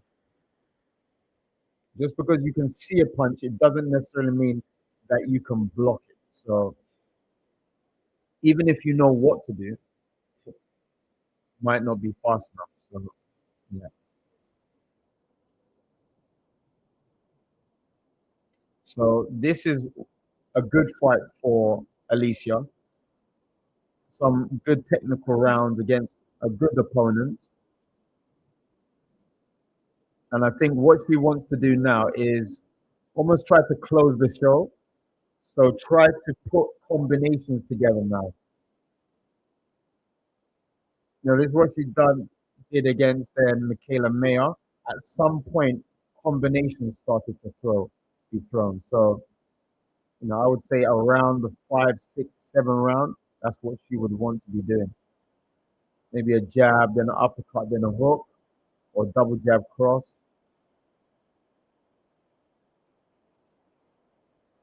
Single punches are okay to establish the lane, you know, counters as well. But at some point, you do want to put combinations, on your tag your opponent with these combinations.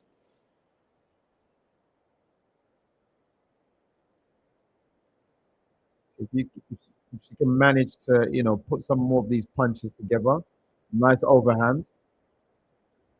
Oh, she tried to throw that again, but countered by Baumgartner.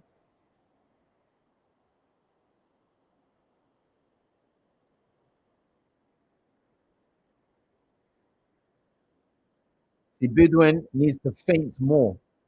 You can see she's just standing in the high guard, moving around, but she's not fainting. She needs to feint, draw a response from Alicia, and then see what opening she can have. But if you're always constantly rushing in from the high guard, you will get tagged on the way there. The feint should happen now. As soon as you stand in that mid range, you should be feinting.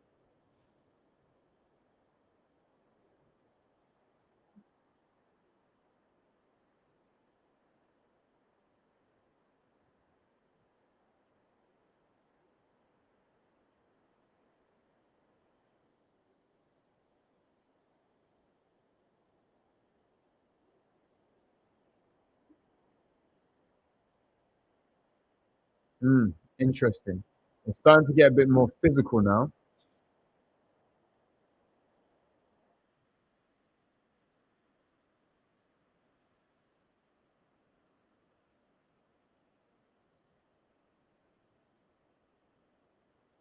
Starting to get a bit more physical.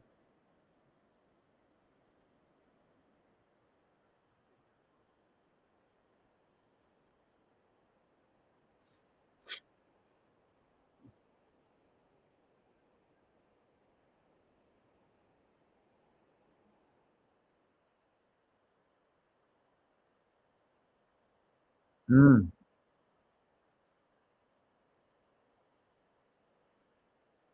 It's an interesting fight. This one, I'm not even talking, guys. I'm enjoying it a bit.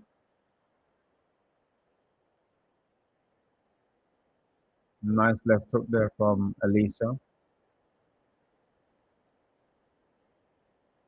Heads kind of coming together.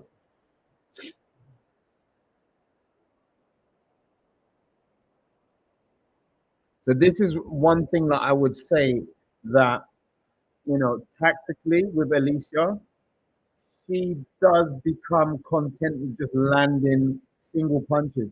And I would say that, this is the difference between watching someone like Inoue. You'll see Inoue quickly establish the lead hand and then quickly establish combinations. This is, I think, something that is sometimes lacking from Alicia's game. But I mean, there's still more time for that. I'm not gonna put her down. I'm just gonna say that this is something that I would push for. If I see that she's taking control, she's got the jab landing. She's got counters, push for combinations. If you only go for single shots, you're giving the opponent the chance to now, turn the tables on you.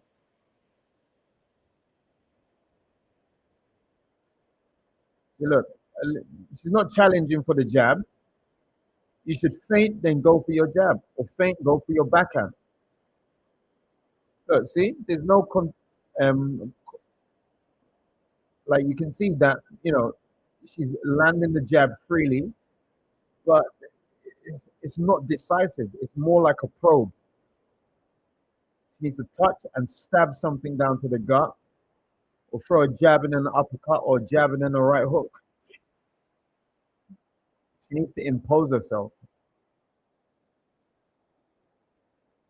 You can see whenever you can see the left hand of an orthodox opponent touching their lead, the left side of their head, then they're in a problematic position because they can never be first with the jab there. That's when you should go forward with your jab.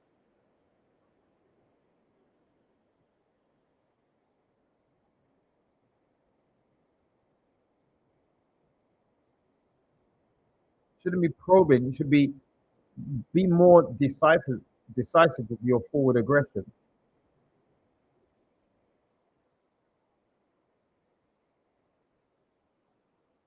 Oh, that was a nice left hook.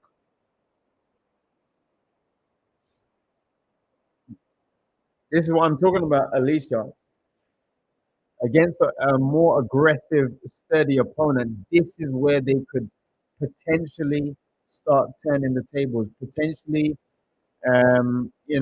rocking the boat and almost stealing the fight away from Alicia because she's won it, but it's just down to her. Yeah, this is what she needs combinations. Start from the head, go down to the body.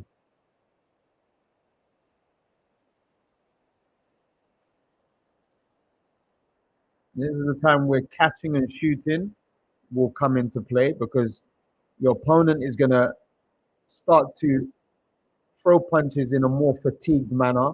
So wider punches. Nice combination there from Bedouin. Yeah, yeah, exactly. There's a lot more hugging. So I would say these girls are good, but tactically, this is where you see the issues. What they do with the good technique that they have. Like there, Alicia cut the ring off, which is good. But then when Bedouin just faints a little bit, Alicia goes backwards, and gives up the ground that she's made. And you always feel that the fight could be so much more, but it's just that it's not. It's almost just it's lukewarm. It's never getting to the point of being fire. You know, right? Kufrin Finger. You need to get your ass out of it, buddy. You need to get your ass out of it. Yeah, she's fading. She keeps hugging her. Yeah, this is. I think this is the issue. Like when you are picking the wrong punches and they're missing, you're going to fatigue. So yeah, the lead hand is so important in boxing. It just and it becomes cliche to say, lead hand, lead hand, lead hand, but it sets up everything. It's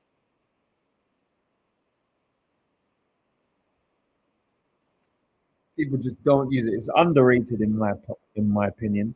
Even though it's spoken about a lot, it's still underrated.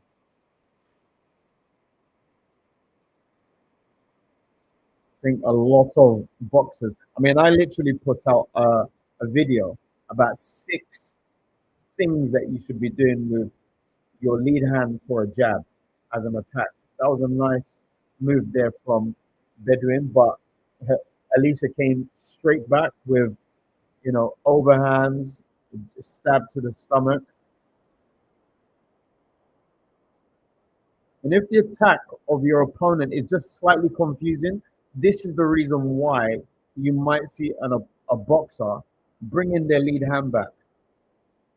It just happens because what you see coming towards you is not well understood.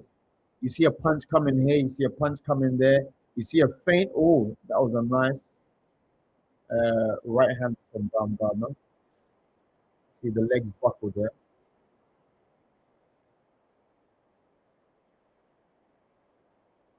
Nice little feint there from Baumgartner. You see there, you close the distance, but close it with the jab. Don't close it with the high guard. Because when you're so close, you can't do anything.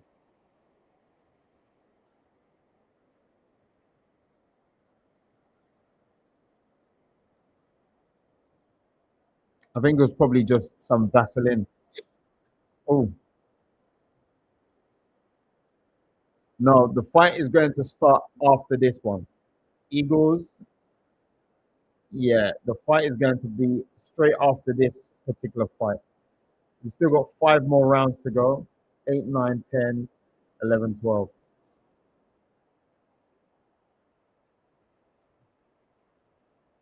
So yeah, if you are if you are rushing into your opponent with your high guard because you're worried about what is going to come back, there's 2 things that you can do. Use your lead hand up and down, and feint with your lead foot. See that even what she just did there, she came forward with a double jab, but she's not used to throwing that backhand after those 2 jabs. She could have taken her time with that. She could really position that right hand into somewhere where it's going to land. You throw your double jab, you don't need to hit your opponent even with you just close the distance with your double jab. It makes your opponent a lot more defensive when you're moving forward.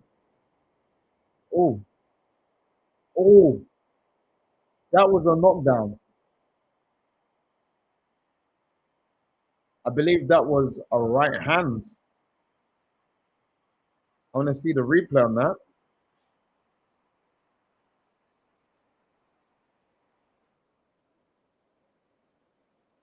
Oh, I want to see what punch that put her down.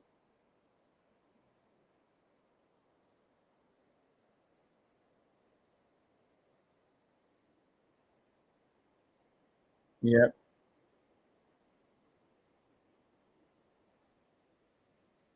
yeah.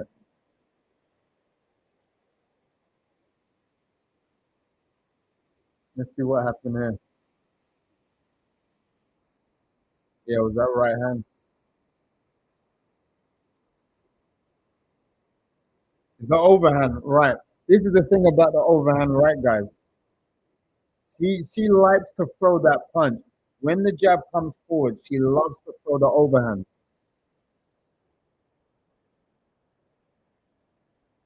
Yeah, I would be reconsidering leaving her in this fight because I have to be honest with you guys. Like when you realize that your boxer can't defeat the opponent, uh, it's just extra damage for a longer sustained period of time for the result that you inevitably know is going to come about. There's no tactical decisions that you're making to take the burden off your boxer. It's just try to do what you've been trying to do, but better. But you know that the opponent is the better boxer. You compare. Yeah, she tried to lift her leg there. She's getting frustrated. The referee looks like she'll take both of those girls.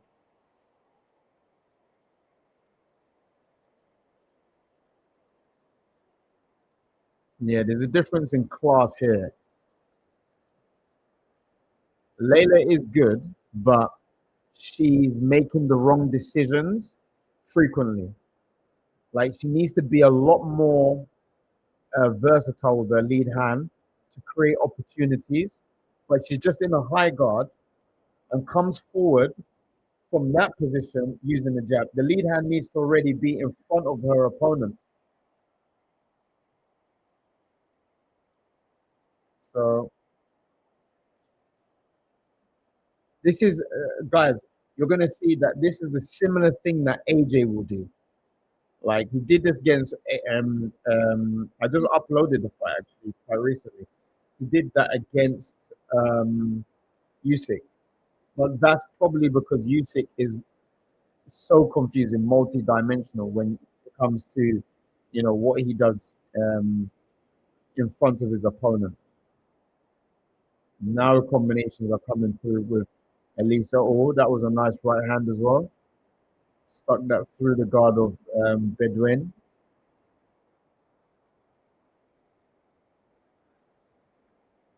Guys, the lead hand, like this is where Alicia should be trying to use her lead hand. If there's younger boxers, and I know that there's younger boxers that are coming through now, this is what they would be watching as a mistake from the undisputed champ. The lead hand. What is the lead hand doing? Because if you are not penetrating your opponent's defense with your lead hand and you're keeping it at home and you're using speed to come forward, you're just creating a situation where you're fighting athletically and not, tactically with what your lead hand can possibly do to open up opportunities. This is like a definite mistake. And this is what you learn from the amateur game. The lead hand needs to be constantly in contact with your opponent. Oh, combination by Bedouin.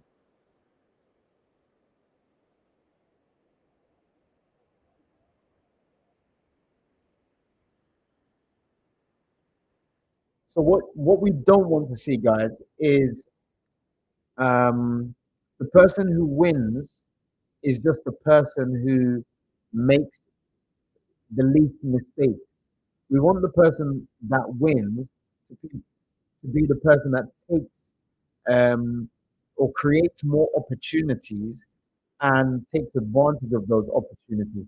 That's what we don't want to see a fight where both boxers are making mistakes constantly and giving the opponent opportunities where the opponent is not creating them, and then the person who wins is the one who just did that least. We don't want to see a fight like that because that's never going to be tactical. That's just going to be a comedy of errors, and then the one who is least um, guilty of that is the one who wins. That's what two beginners would do. So, see, this is where the feints should be used. To be constantly feinting. You don't feint once or twice and expect something to happen and then you attack. No, you constantly are feinting. You constantly slip in to change the head position. And when your opponent starts to catch on to your lead hand, use your backhand as a feint. Use your hip as a feint. Use your shoulders as a feint. Use the height that you're going to be. You dip a bit.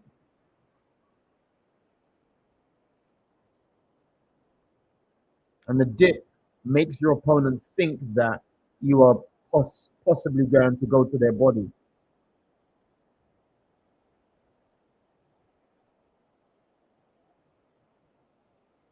Layla Ali.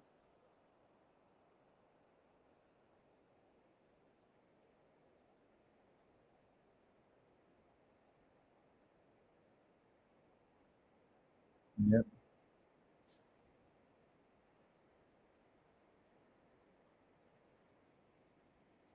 Nice body shot there from Layla. I think what Layla needs to do is just go for punches. She needs to just, but she needs to go forward with a double jab cross, lead hand active, not in the high guard. It's easy to step back and counter you from that position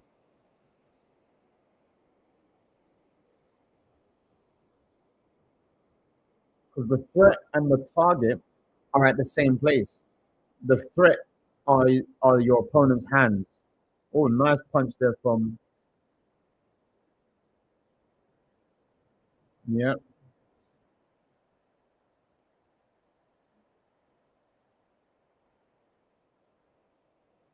See, Alicia's comfortable with this fight though. She's not being made to move around the ring. She's not moving her head, and we know she can move her head. She can be slipping, pivoting at the same time, but she's picking her punches.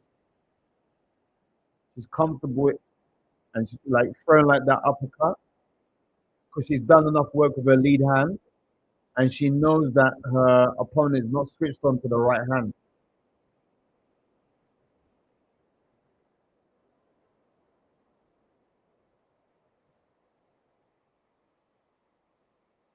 Yeah, I mean, but in terms of uh, marketing yourself, I think Alicia needs to, the Vaseline. What they're rubbing on her eyes is the Vaseline, and they're using the gauze to kind of, uh, um, bring the swelling down. So obviously, where do you have the metal is to push the blood away from the location where the swelling is. 'Cause the swelling will actually block the vision.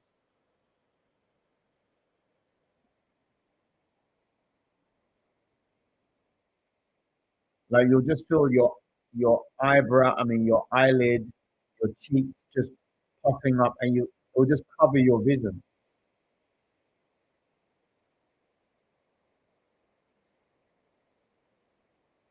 3 rounds, guys.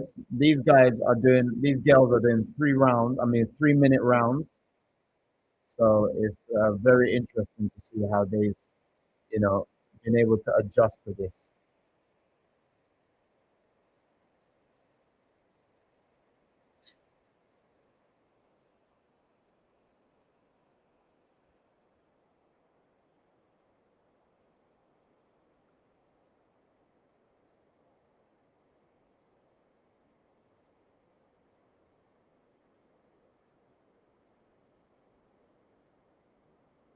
The Joshua fight, that's going to be interesting.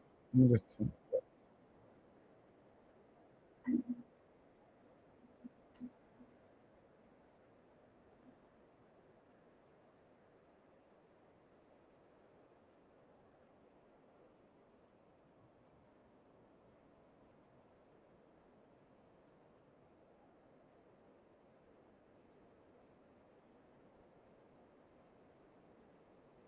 Yeah, this is the thing about Bumgarner. She's taking a bit easy.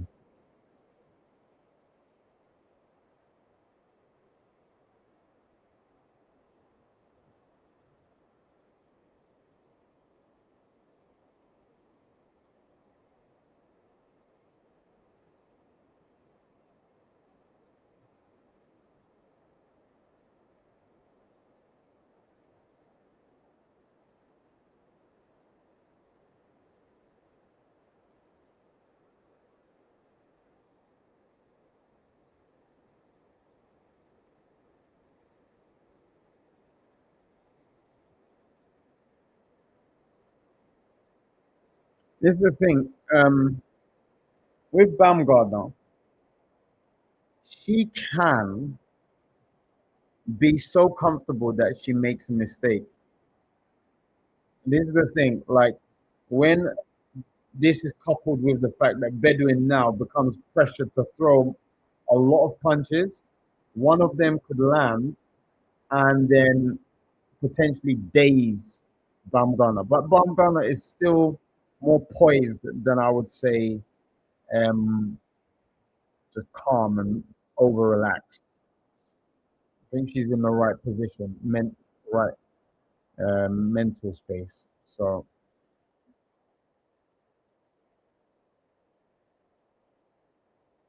good. Nice combination there. That's what she needs more.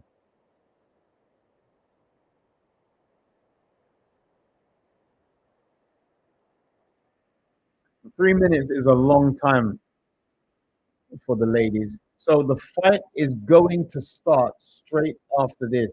Guys, you need to log into your Netflix account and then yeah, get this fight up on your screens. They've been rubbing Vaseline on her eyes. So they rub the Vaseline on and then just, you know, use the metal iron pad to spread the swelling across a larger area.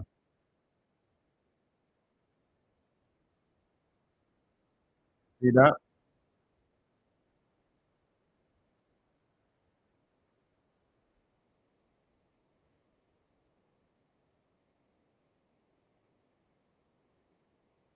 'Yep, championship round, guys. Buddy, you need to take yourself out of here because we don't take kindly to no spammers, buddy. We don't take kindly to spammers. Yeah. So yeah, that's that.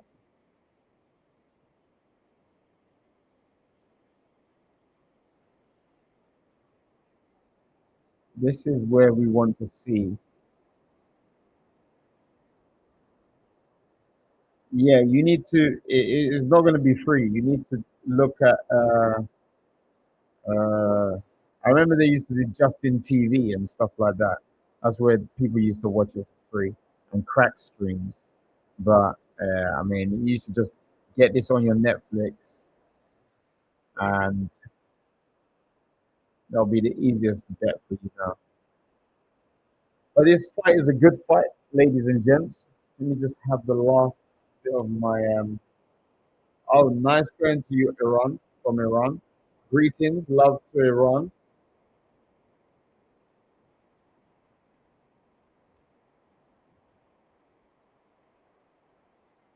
Oh,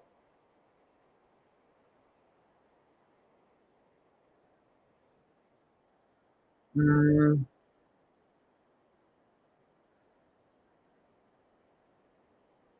are they?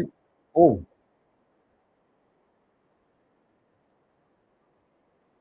are they not showing the fight in Iran?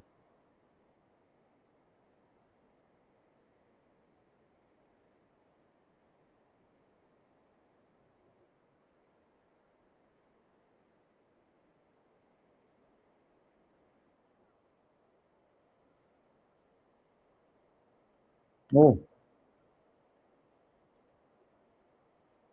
oh, oh. Um, Meth stream. Oh, oh, oh. Baumgartner's getting hit.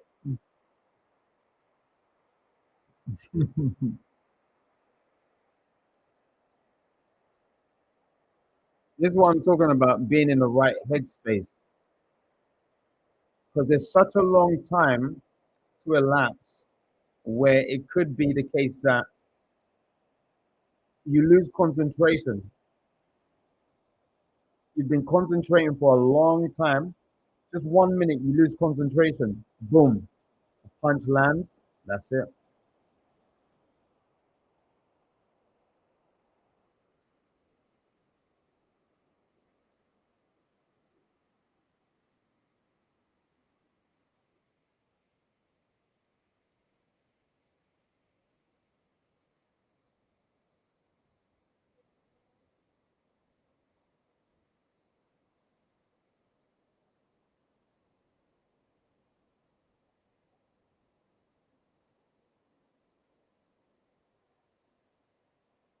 Yeah.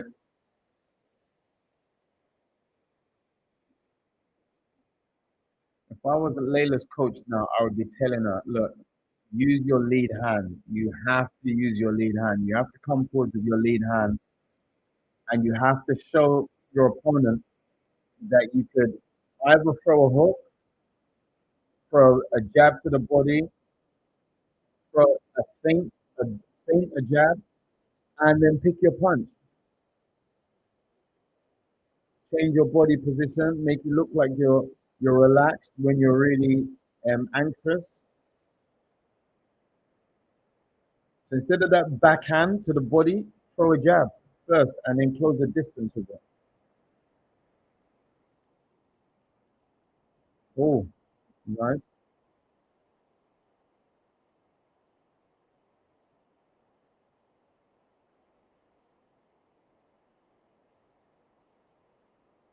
Yeah, she needs a knockout.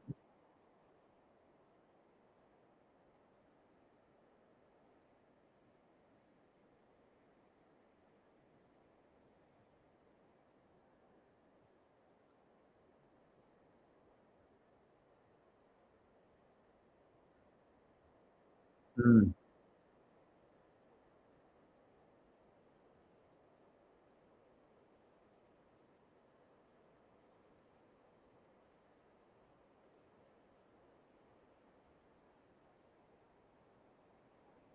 Yeah, she has to go for the knockout.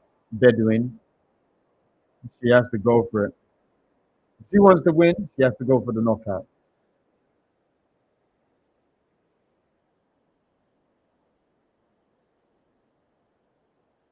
Yeah.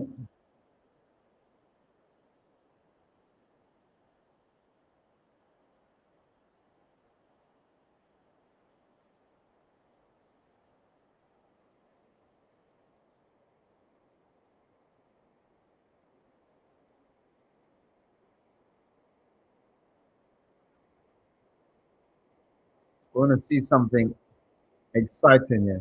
I want to see something exciting. I want to see something dramatic. This is a 3 minute round, so there's enough time for something dramatic to happen.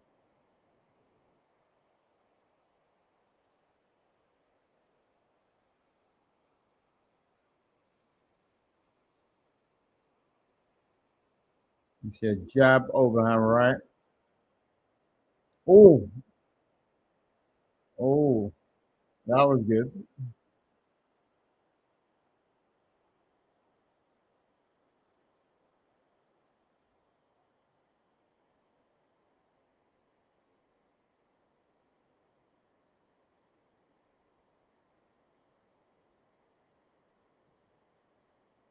No, no, no. Where was that earlier? No, no, no. She still doesn't have what it takes, but like this is more like her fighting on desperation. I'm sure Alicia could do that as well. It's yeah, that was a good fight.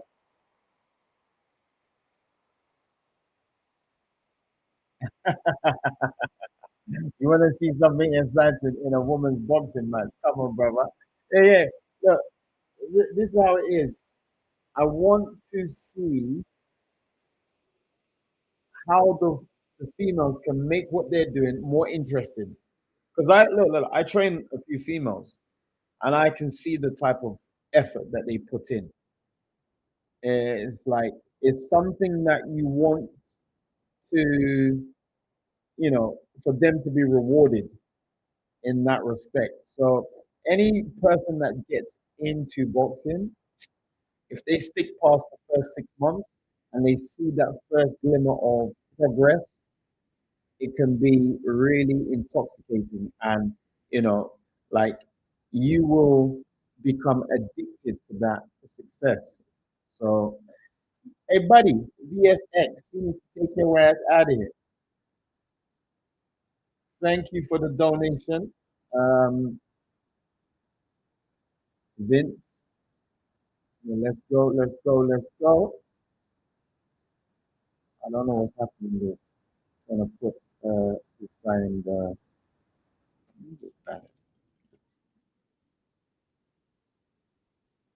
Yeah. Yeah. So thanks very much, Vince, for the donation. I think, yeah, I mean, it's fight time now. It's go time. So yeah, let's go because the fight is on now. Jake Paul versus Anthony Joshua is on right now. Within the next 10 minutes, they should be in the ring. Maybe because it's Netflix, maybe 15 minutes. Yeah. But guys, I mean, it's been reported. I think it was 180 something million that they're going to share. Come on, that's crazy.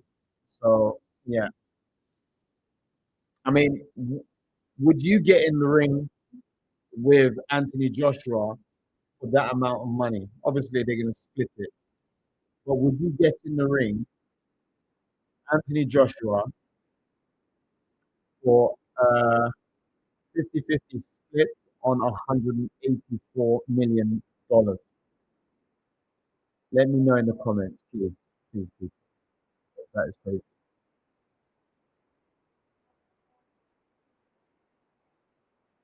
Alicia Baumgart.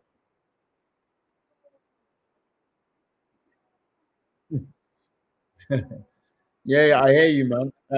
Bimo, yeah, to get into the ring, I think it's more to bring accolades to his name that give him purpose. Because think about it, when you're a multi-millionaire, you've made it, but then you look back at yourself and you say, "Hold on a minute, I've made it, but I don't feel fulfilled. So I need to do something that gives me meaning, value, purpose." The easiest thing to do, and at the same time the hardest thing, is to train yourself to, become a boxer. It's the easiest thing to do, yet one of the hardest things to do. It's easy to just say to yourself, I don't have to go, like, because you don't have to necessarily even go to a gym. You could train anywhere. You could train at home. Look, I do videos here.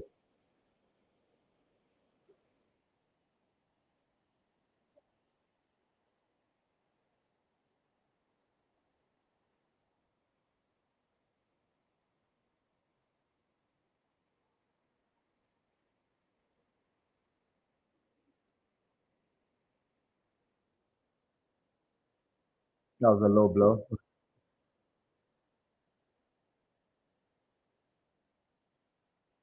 And that was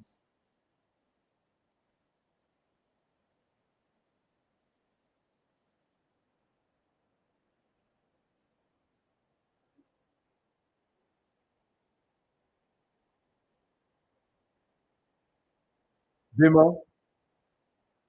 say something.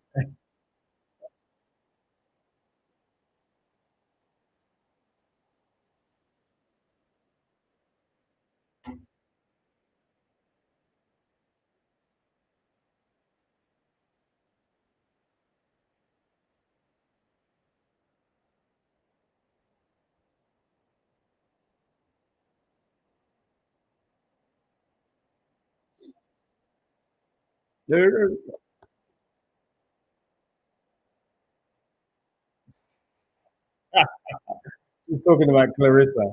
Clarissa ain't gonna fight her. She's too heavy.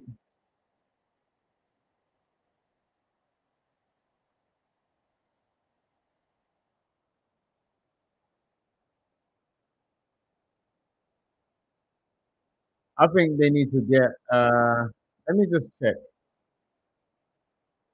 Let me just check. Um, let me see. Let me see who potentially she could go up against.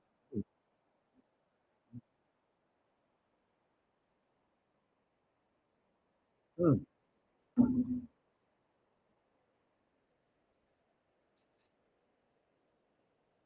hmm.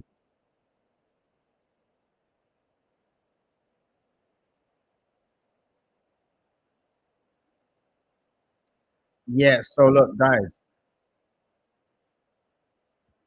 they have been talking about Alicia Bombana with Caroline Dubois, and I believe that that is a good fight actually. But Alicia would have to move up. Alicia would have to move up. I don't think Caroline Dubois would move down. You know, it makes no sense for her to go down in weight. So this is like, yeah, yeah, bro. I'm from the UK. I was born here. Um, Islington is my hometown. I'm not Cuban, by the way. I just love the boxing that's coming from there, and I go there regularly now to learn. Hence the flag that you see in the background. San Diego. Ah, so you're yeah yeah southern yeah. San Diego is like perhaps I've heard one of the cleanest places in California. Like I had a friend from San Diego. She was saying that it's so clean. It's like ah, it's like, and she was saying that she hates to be in London, and I was like, all right, but she said work is better here. So, but yeah, I'm literally born in Archway. That was hey guys, it's about to start now. Yeah, yeah, yeah, yeah, definitely. I've heard that it's better than LA. So, but yeah, yeah, yeah, if you come to the UK, make sure you got a big jacket with a hood, and it's a woolly jacket because London is freezing at the moment. It's like well, it's winter. So, but yeah, guys, we're just about to kickstart Jacob Paul versus Anthony Joshua. It's so crazy to say that. Like, I don't, I want to know how the first round goes in your mind. This is like, well, I remember when I was watching Manny Pacquiao versus Mayweather, Manny and Mayweather versus Canelo. In those fights, they were like the atmosphere, the energy, like the emotion, the intensity. Any mistake that any one of those boxers made, you were like, oh shit, oh, you're on the edge of your seat. But with this one, it's like, what the fuck is happening? You've got like, it's almost like Tyson versus, like, how can I even put into perspective? It's like Tyson versus, I don't even know how to even say this. It's like Jake Paul should not really be fighting Anthony Joshua for heaven's sake. He should not be fighting this guy. I mean, Anthony Joshua is going to rip his head off if it goes the way how we expect it. But the way how we expect it to go is not a good look for boxing. Like the injuries that he could sustain. Like just remember what Anthony Joshua did to Ngannou. Like Ngannou was strong enough to be able to take that punch. If Jake Paul, who we know probably hasn't been like everyone's been hit hard in sparring. Now you have to understand that Jake Paul's sparring partners are not there to bully him like how you would be bullied in a hard gym. Like when you hear about the stories that Chris Eubank Jr., I mean Chris Eubank Sr., James Toney, Roy Jones, uh, Hagler, the types of environment that they would have grown up in for boxing made them the killers and made them durable in boxing. I wouldn't say you need to go through hard sparring all the time, but definitely sparring that sufficiently build you up as a durable, strong fighter that might actually result in sparring all the time, hard sparring all the time. I don't know. But you just need to get that from your fight. I don't think um, Jake Paul's uh, um, sparring partners are humbling him. I don't think he's gone through that, and we're gonna find out. We're gonna find out in a minute. Dave Chappelle. Benidorm here is much sunnier than London. But yeah, yeah, yeah, you're just rubbing it in, bro. You're rubbing. What is Joshua doing? He's coming out of the military side. American mate, he's coming out like Hulk Hogan. I wanna be American. I wanna be American. I wanna be American. I wanna be set for your life. I don't know if you guys even remember that. That was Hulk Hogan, yeah? I swear, like when Hulk Hogan used to walk out and you were from Britain, you'd be like, yeah, I want to be American. Because the bro, uh, Anelen Dilinity, get your ass up on out of here with that spammer damn lamb damn nonsense, man. Shit, calm your ass down with that spamming.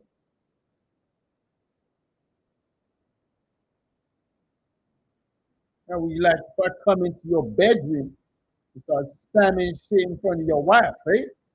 Shit. You wouldn't like it. Don't come into my area and start spamming your shit. God damn it.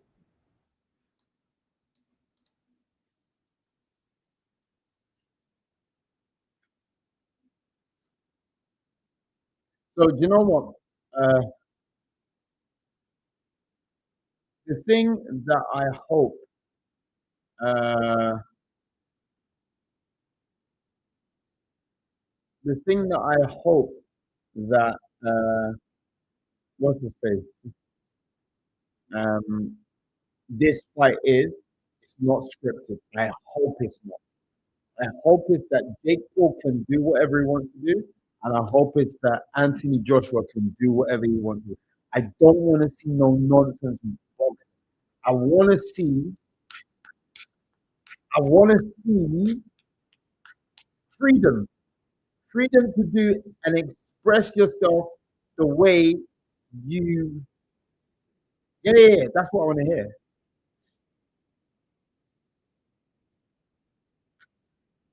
Try it, bro. Try it. I'm all for that. Try it. Do what you need to do, bro. Like if yeah, yeah, yeah, yeah. I just can't wait to see this. This is for me. It's like Jesus Christ, man.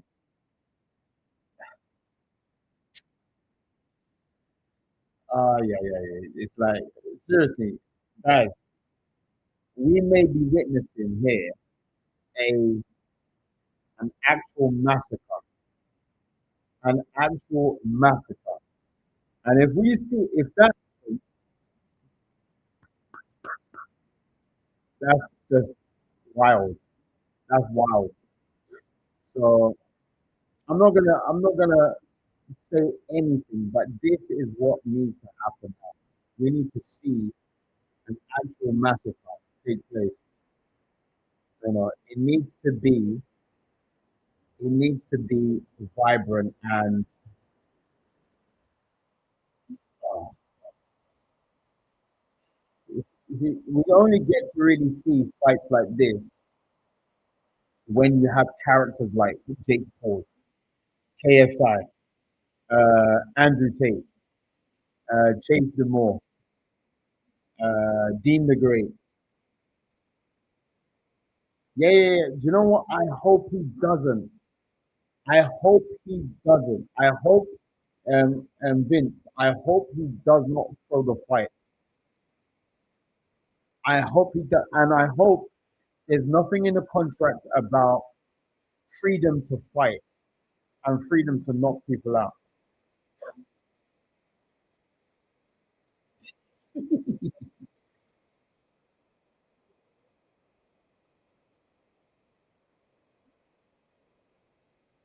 Remember, guys, Jake Paul lost against Tommy Fury. Just remember that. So if Joshua can't beat Jake Paul, Tommy Fury is gonna be like, "Yeah, I'm the man. I am the fucking man." Jesus Christ,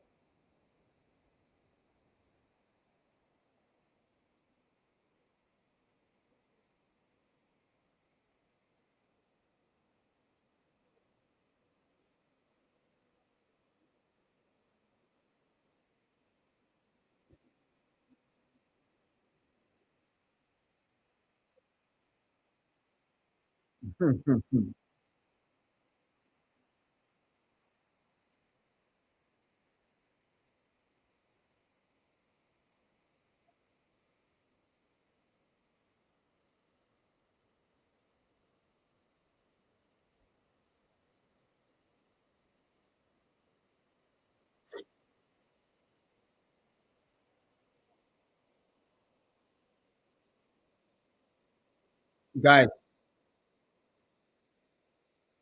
I swear to you,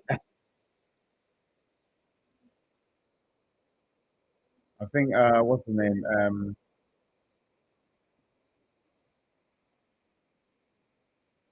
I think he heard uh, Mr. Man. Guys, this is like crazy. I just cannot even believe that we are even involved in such a fight. This, this, yeah, it's just about to start. What they're doing now, they are in the locker rooms, just warming up. They're just going to be out in the next 5 minutes. I think they're just, adding the last final touches to their preparation. So, oh, now for me, I reckon someone like Jake Paul should have gone to a, a, a country like Kazakhstan, Uzbekistan, Cuba to learn actual technique. I mean, uh, these are the only places where you are going to learn thorough technique the way how you should for competition. But then I reckon after that, spending time in these countries, you go back to America because America, Mexico, those countries have the best strategy. Not the best technique, but they have the best strategy for pro boxing. Countries like Cuba, Kazakhstan, Uzbekistan have focused primarily on amateur boxing. They have the best strategy and technique for amateur boxing. But pro boxing, I would say, yeah, you need to be in America. The UK is not big enough. America is massive. America is like Europe. So if you go to, say, somewhere like America, travel around, it's going to be a lot more connected than Europe, you know, in terms of knowledge of all these places. You know, when you're in the same country, I think the cohesion amongst the people is going to be a lot better than. So from state to state, is going to be a lot more better than country to country in Europe.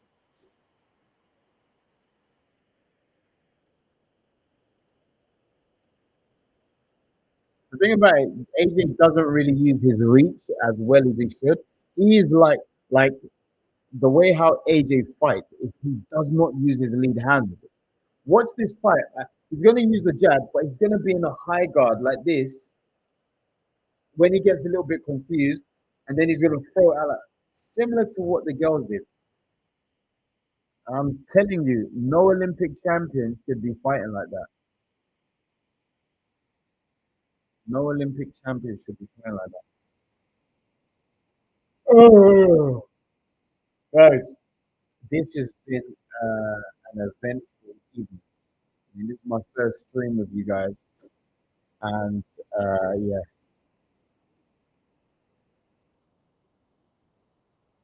we just needed to start now. We ain't got to do all of this prancing around. We ain't got to do this backstage nonsense. Just show the fight. What is all of this about? Get all of this.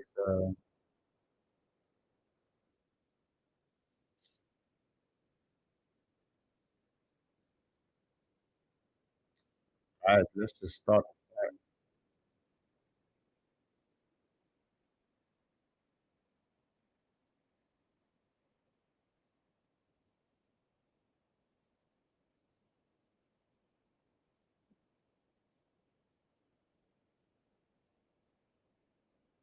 Oh, no, no, good. Anyone care about that?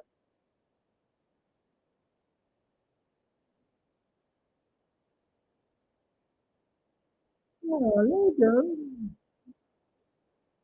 Yeah, you like that blunder? I'll introduce you, bro. I got you. Mauro Ranallo, one of the best voices for boxing out there. PBC.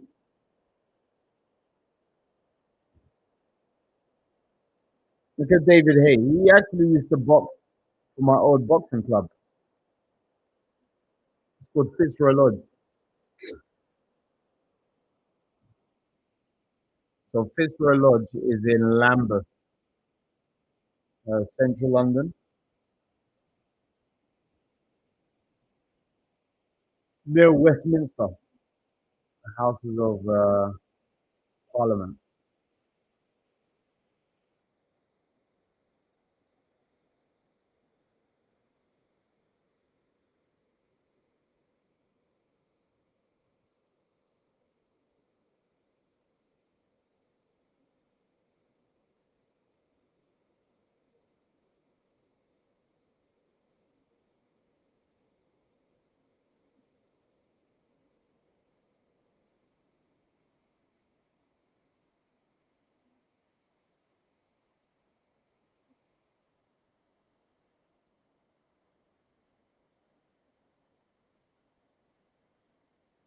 I think I don't think we need to worry about that. I think we need to see how well Anthony Joshua tries to control the first exchanges of the fight.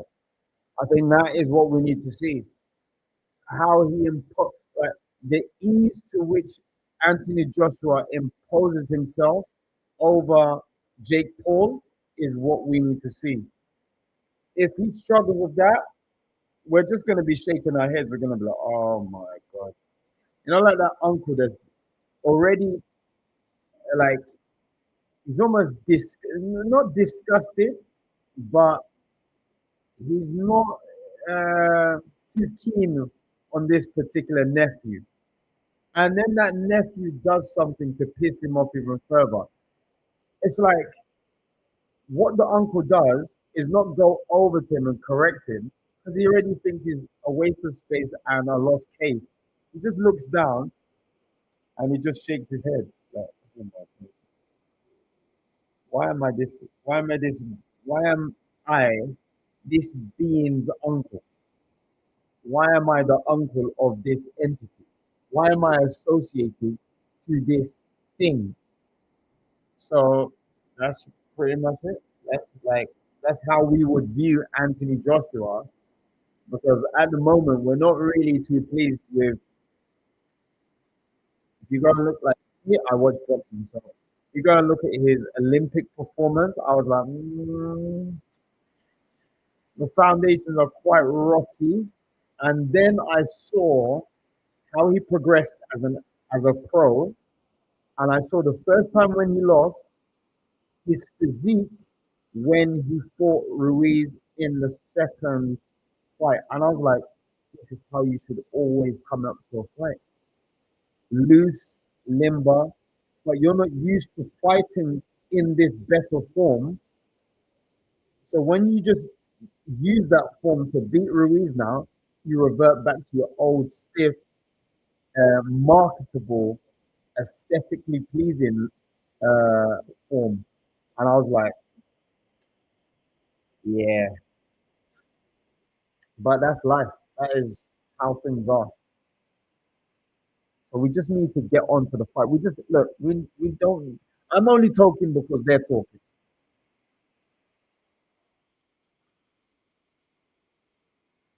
Whoa. Just start the fight. God damn it! Ain't got time for all of this talking. It's yapping, yapping. They're yapping.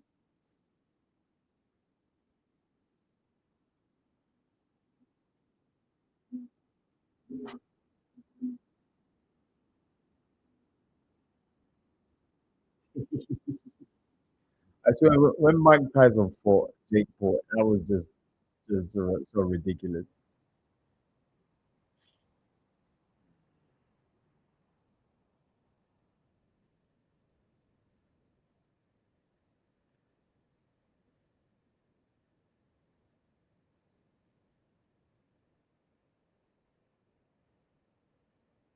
Even when Mike Tyson was getting those punches, like, no, no, no, I can't let OAP take those punches.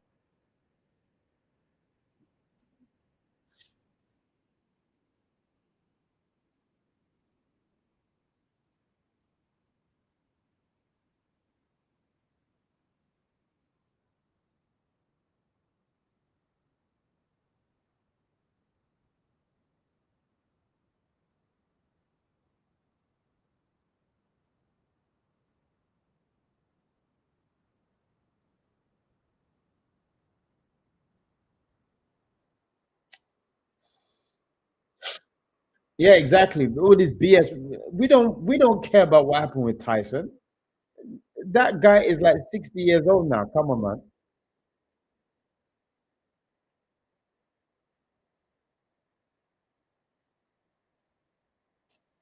Guys, I think I ate too many biscuits here. So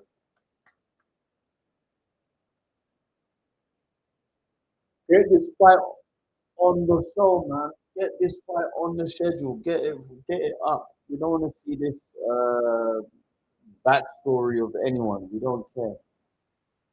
We know the two guys that are fighting. We know their backstory already. Just get the fight up and running. Damn it.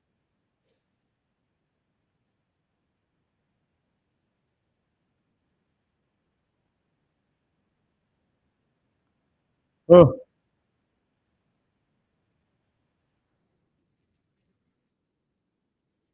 let me see what this guy's saying.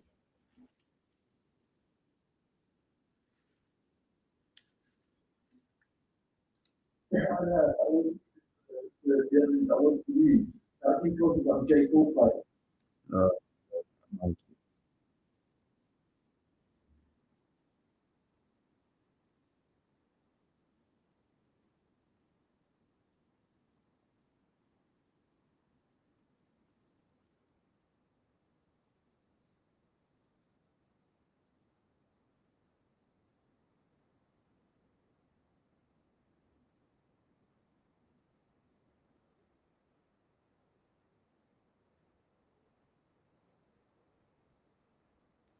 Right, guys, we need to lock in now because this is the moment of truth. This is where we see boxing in its most brutal fashion, and I'm here for it. I'm not like here to just watch skill-based fights. This is like when you come into a oh my god, when you come into a lobby in Call of Duty and you're not only playing against pros, you're playing against like this is what it's like, bro.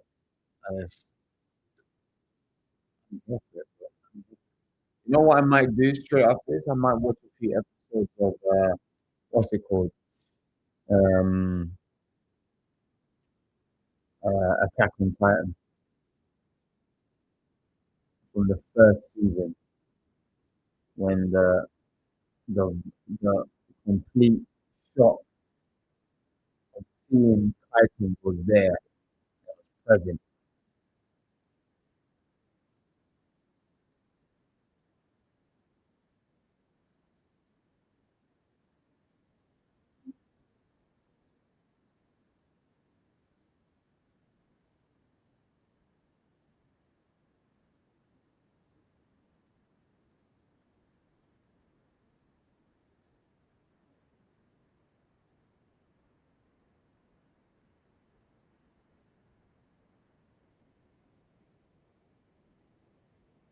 Right, guys. So, like, I'll be honest with you now. We are just about to get this show on the road. It's at the point now where the fight is about to start, and we need to get locked in. Teofimo Lopez, Lolo, let's call him Lolo or J Lo.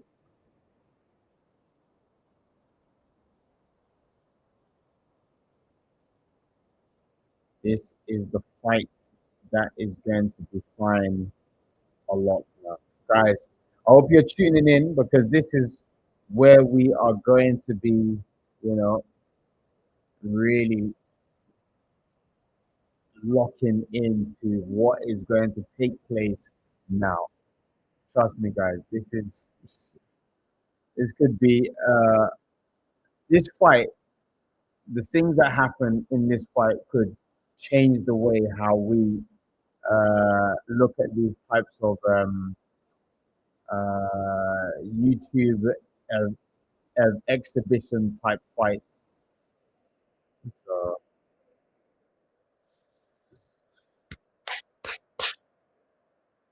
yeah, I'm gonna have some words. I would love to show you the fights. Yeah, yeah, these fights. I mean, guys. I mean, I would put the fight up. Like, if I could put the fight up in the back, I would put it.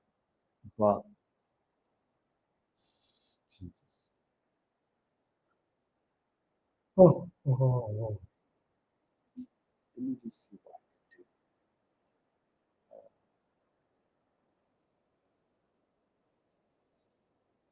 the sound.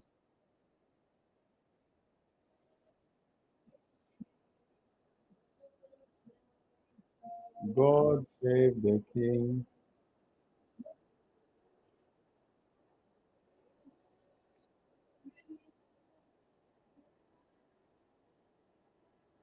Who remembers God save the queen?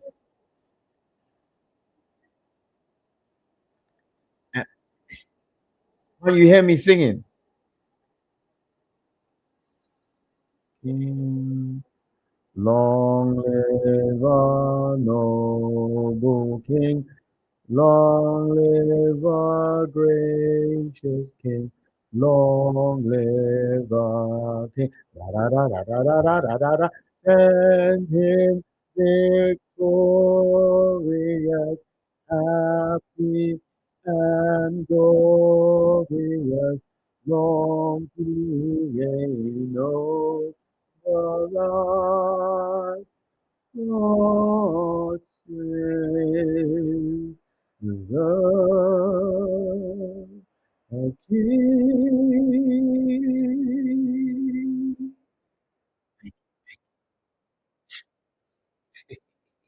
Hey, no, dance. What the hell is this? Am I like a flipping strip artist now? You know? What is this? Am I a clown? Twilight, you, yeah, right, right, right, right. It is Beyonce. Yeah, yeah.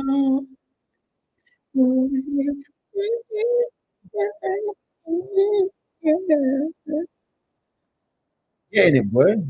Swinging, contorting on body. Getting those inner notes. Inner notes. Look at her contorting, boy. She's all up in those notes, boy.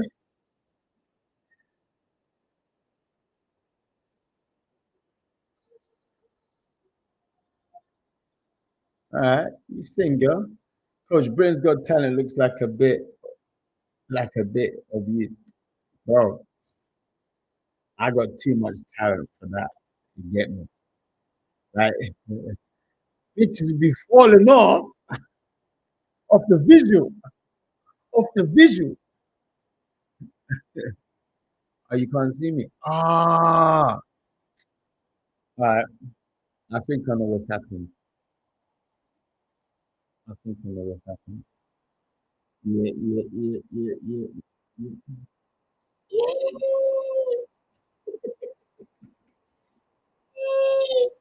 All right, yeah, I know what's happened. Don't worry, I'm gonna sort this out in a sec. Yay! She was messing up those notes, guys. That was not a good song for her. That was not a good depiction of her skills. Jesus. All right, guys, don't worry. I'm just gonna get this. Uh, using the. Let me get,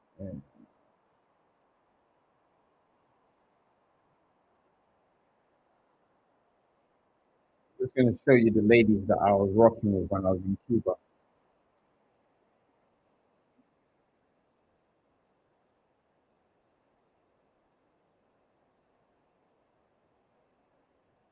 Don't worry, I'm coming. You get this. All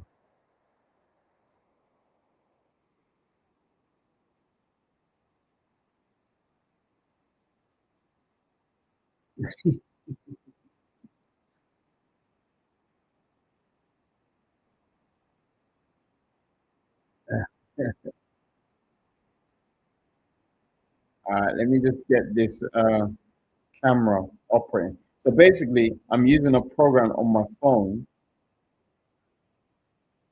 to get the. Let me see. Let me see.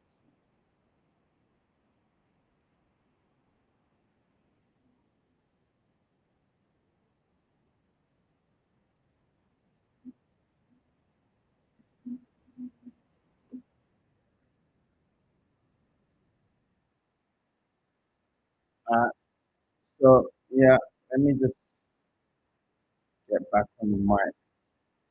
Where we are, guys. Sorry about this. Let me just move this thing over here.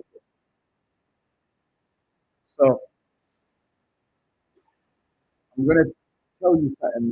Don't tell me it's because my battery is low. That's the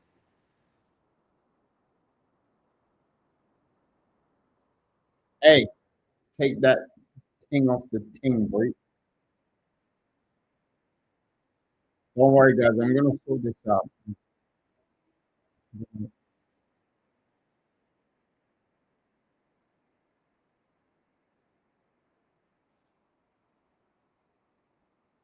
know what? Let me just get the other camera out for the time being. Look, look. This camera is like. Oh, it feels like making sense. You're about to get lost in, ladies and gentlemen. You're about to get lost in. Woo! We're about to get locked in, ladies and gents. Let me just put my webcam on. This is why I don't like using this webcam. It's all like,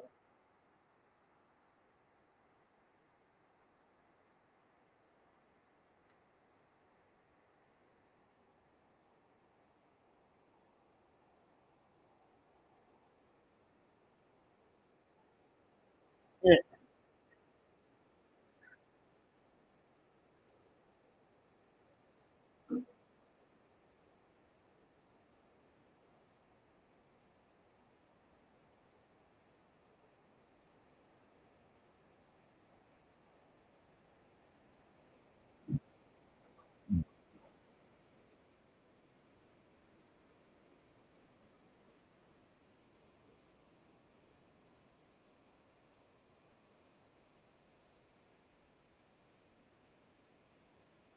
Yeah.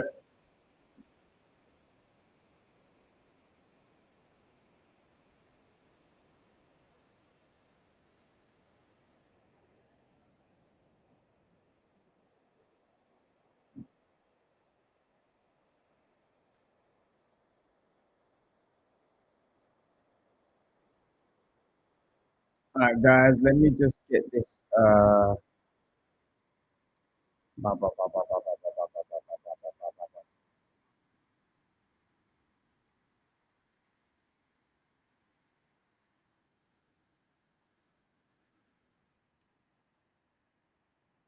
ba. All right.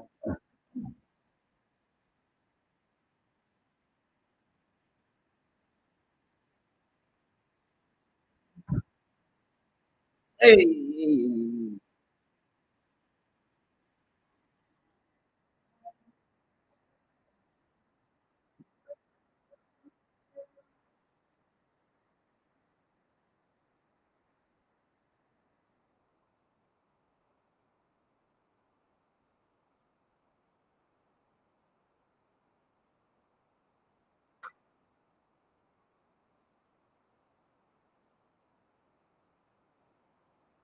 That song, but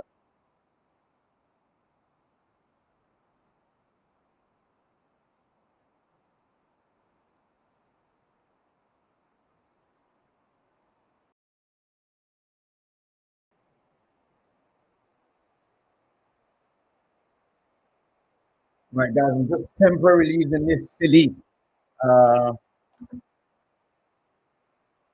camera before I switch on to the main one because this one is dead.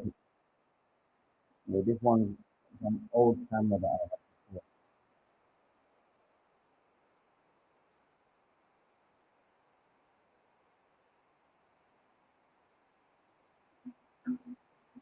So, guys, what do you think is going to happen in the first round? That is all I need to ask you. Like, what is the motive for the first round? I didn't know what's it called. Jake likes to move his snitches. Guys, oh my God, this is so crazy that we're even having this fight. This is so crazy. It's gonna go down now. It's gonna start. I hope you know. I hope you guys know that we are just about to start. Let me turn this.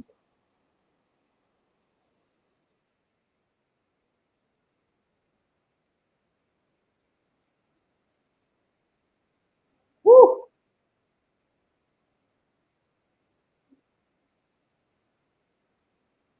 This is where it begins.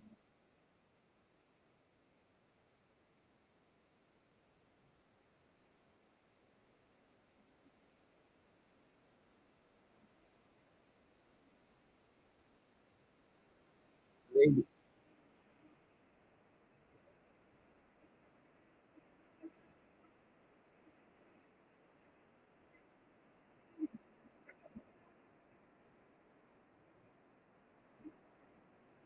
we gotta start now, guys.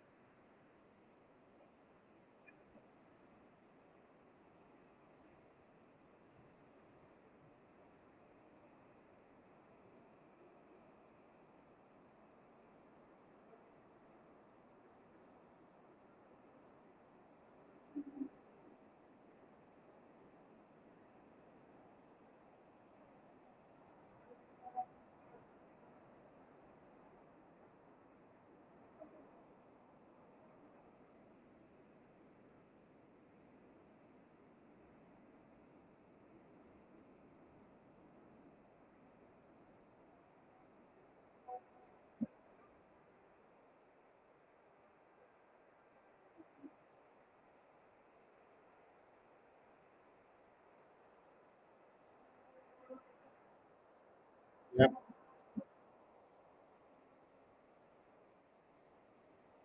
it's about to start, guys.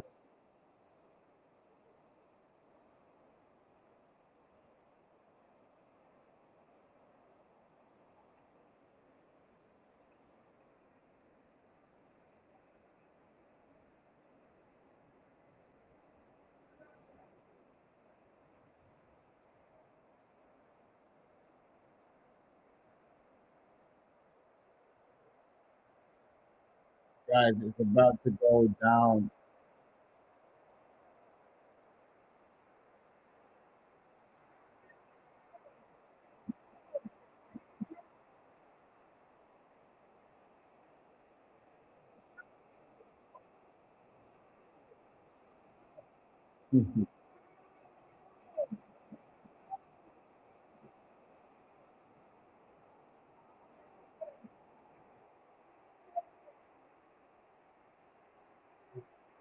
Woo!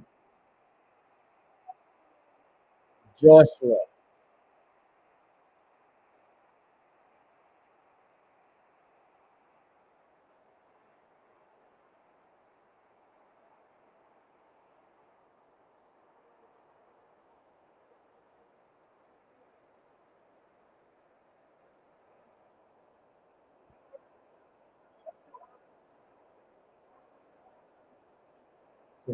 Are they going to play him?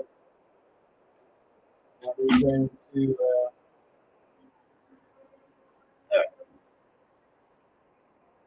Yeah.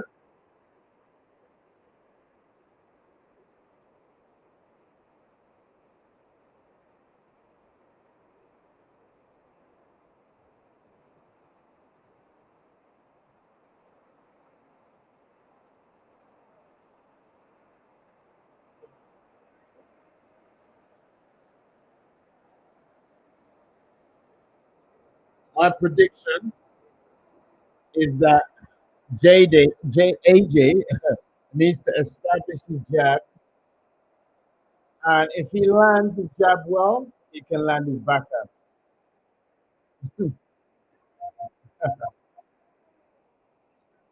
The thing is that I'm a bit doubtful about AJ's lead hand so much that it's like he'll win the fight, but still, it's sometimes annoying to see heavyweight boxers that like lacking basic abilities, and that's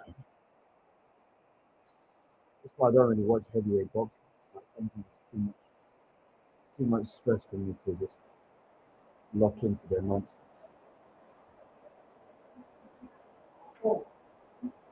All right, guys. So,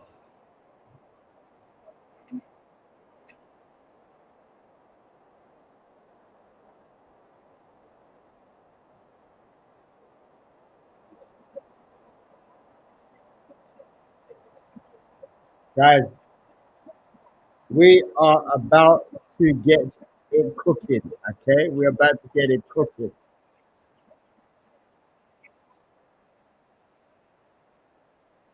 I swear to you, this is surreal. Yeah. So it's round one has begun. Okay, let's see.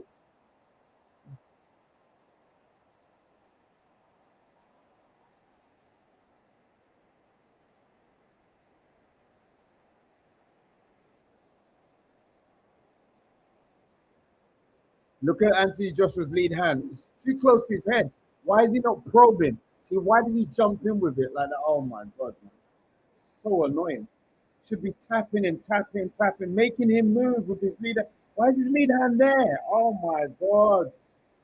This one, I swear to you guys, you need to see this. This is the reason why he loses his fights. Jesus Christ. The lead hand of Anthony, he should be probing like this. What is that? Again, look at the lead hand. Why is it? Don't worry about his punches. Keep jabbing him. Keep, what is it? Just following him around the ring. Oh, God, I swear, this is what I'm telling you. What's the fight? That's what it should be. A thank you. But you're too slow. Too slow. Tap in, tap in, tap in, tap in. Oh,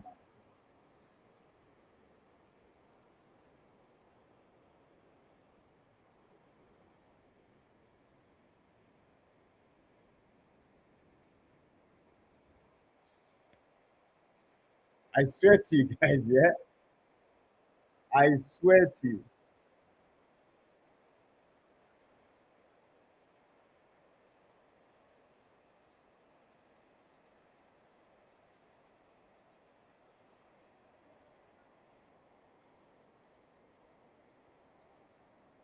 Jesus Christ, what is AJ doing? What is AJ doing?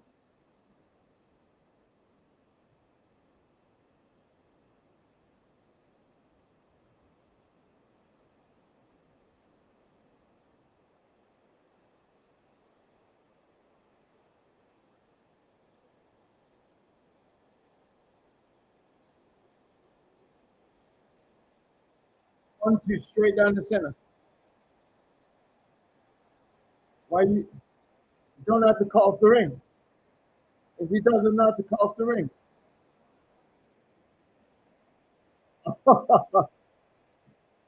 You wanted to break his shoulder.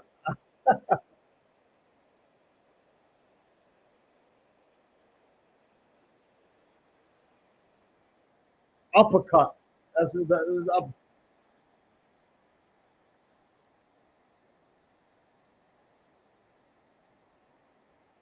AJ doesn't know how to cut off the ring. There you go. You've just seen AJ doesn't know how to cut off the ring. AJ does not know how to cut off the ring.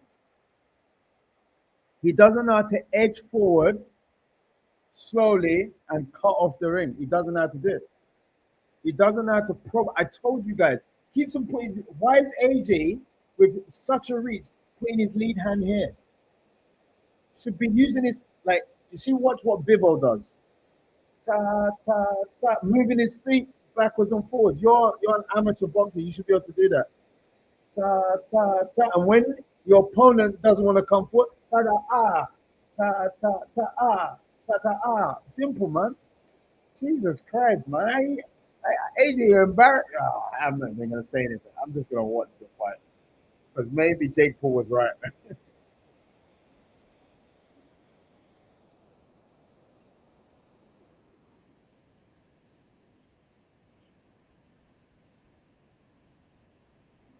Yeah, probe with your lead hand. Probe with your lead hand.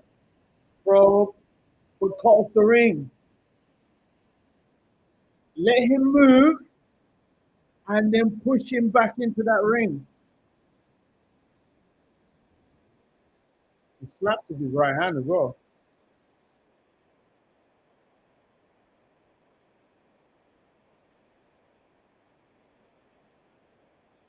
Cut him off. Cut him off.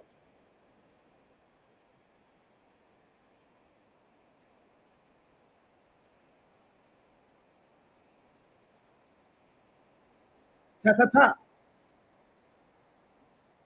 Double jab. Come forward with the double jab and throw the right hand. Jesus Christ.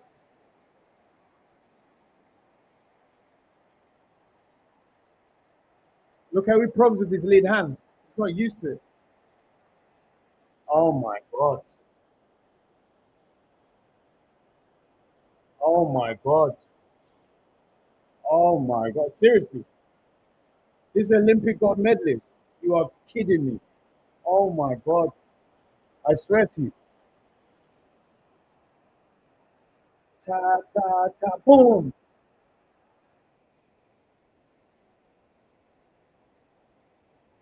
AJ's lead hand is so poor. It's following him. Use the jab to cut off.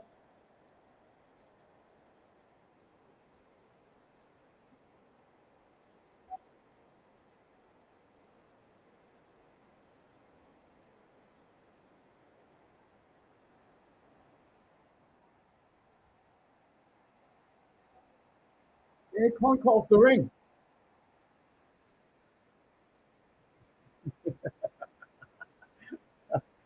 Yeah, it's embarrassing when uh, boxers can take major accolades from the amateurs and they can't do basic. And look how he probes with his lead hand. What is that? It's like he's stretching his muscle out.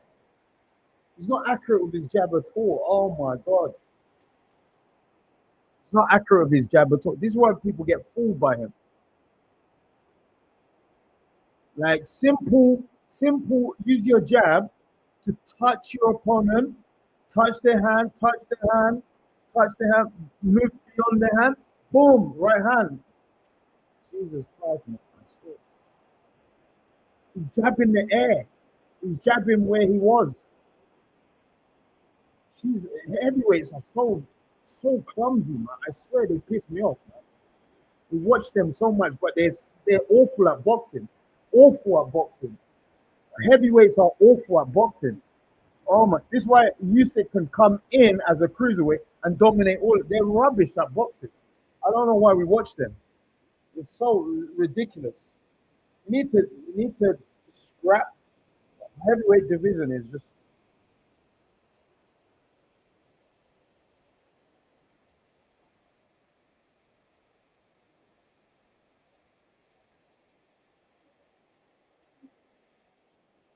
yeah. I know.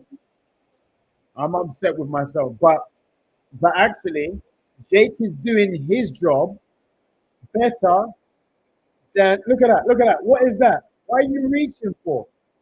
Why are you reaching? Take your feet there. Why are you reaching?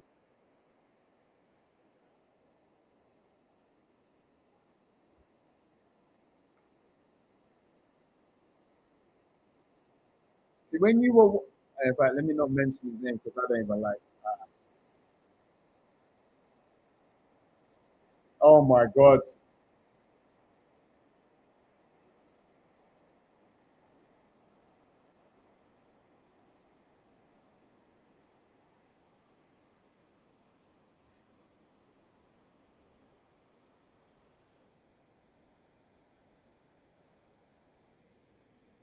See, look at that.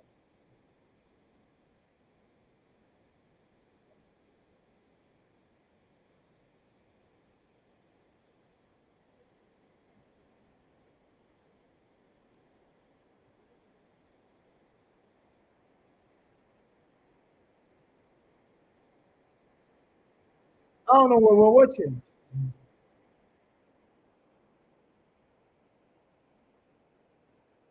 Tactically, watch AJ's movement around the ring is so bad. It's it's so bad. It's like he's following him. He lets him exit, and then he follows him. That uh, so bad. Oh my God, so bad. And then you guys would be like, you guys don't remember the Olympics. Didn't win the Olympics. Jesus Christ. Man. Oh my. You saw AJ's head do this.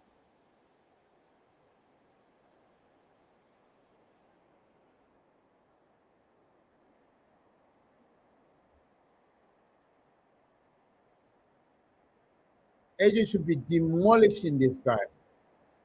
Look at that. Look, what's this? Keep it out there and probe with it. See, when you guys watch Usyk and he's doing all of the stuff, you're like, yeah, because he's been taught proper boxing. They don't teach them proper boxing in the UK. They teach them some dumb nonsense, man. Telling you, so annoying. Look what he's doing. Look what he's doing. Look what he's doing. A guy with 5 years experience boxing can come in and the heavyweight champion, unified champion, Olympic can't even land his backhand on the opponent. Oh my God. Jesus Christ.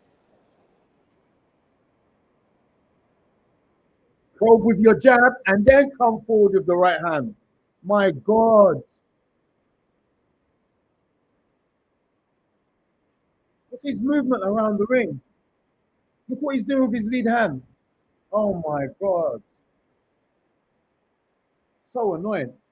And then people be like, yeah, AJ's, even Deontay Wilder, um, all of these boxers.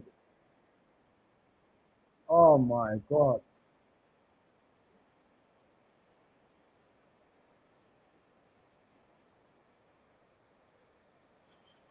It's just tactically ridiculous what you're watching there. Tactically ridiculous. It's like AJ has never been told to hold the center. Like that's literally how he's fighting. Like he doesn't know how to hold the center and cut the ring off. Like like watch the fight, but actually, um, look at that, look at that, look at that, look at that. I don't know, user. I don't know why we're watching this. I think we're bored. I think we're bored. Jesus Christ.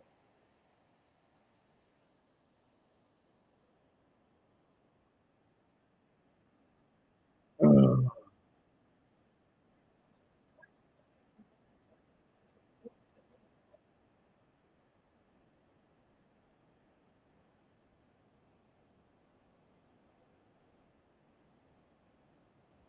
You know the thing is, Joshua keeps on smothering his own work because he doesn't have good measure of distance because he's not using his lead. He keeps his lead hand here and then he throws it out. He should be tap, tap, tap. Look at that. He got hit. He got hit. He got hit again.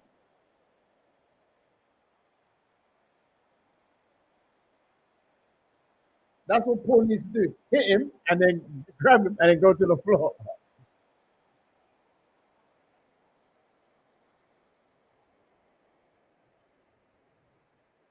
No, no, no, no, no. AJ's not good. AJ's not good. Don't. It's not that he's taking a paycheck. He's trying to hit him. He is trying to hit. He's just not good. He's just not good. I'm seeing the same mannerisms that he fights with in his normal fights. It's just that the other heavyweights are as bad.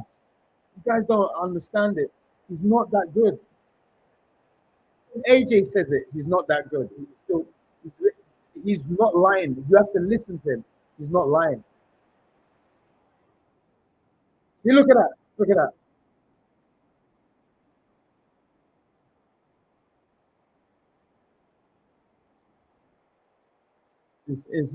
It's pageantry because AJ's not that good. It's clumsy. Most of the heavyweights are clumsy, but I'm not blaming them because it's like there's only one of them in every boxing club. That's why David Hay wanted to go heavyweight because he saw that they were clumsy as well.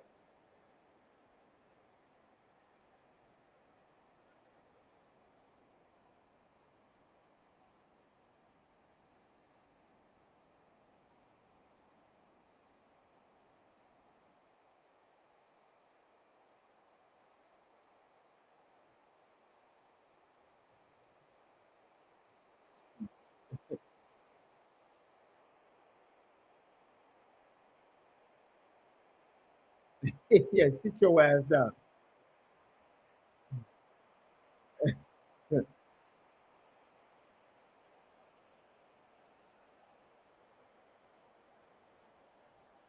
Oh, I'm telling you, it's not. You guys think AJ's better than this. AJ's not better than this. Oh my god! I told you before the fight started. AJ's lead hand is poor. Look what he does. Instead of gradually coming in and probing, he launches himself in to throw. Nah, do you know what? I'll be honest with you. Yeah. Um, the difference is just Jake Paul's movement. Jake Paul's movement is enough to create AJ problems because AJ's feet. Look at AJ's feet. They are appalling. They are appalling. They're the some of the worst feet I've seen in boxing. But as I said to you, AJ has not built himself around skill. He's built himself around the aesthetics.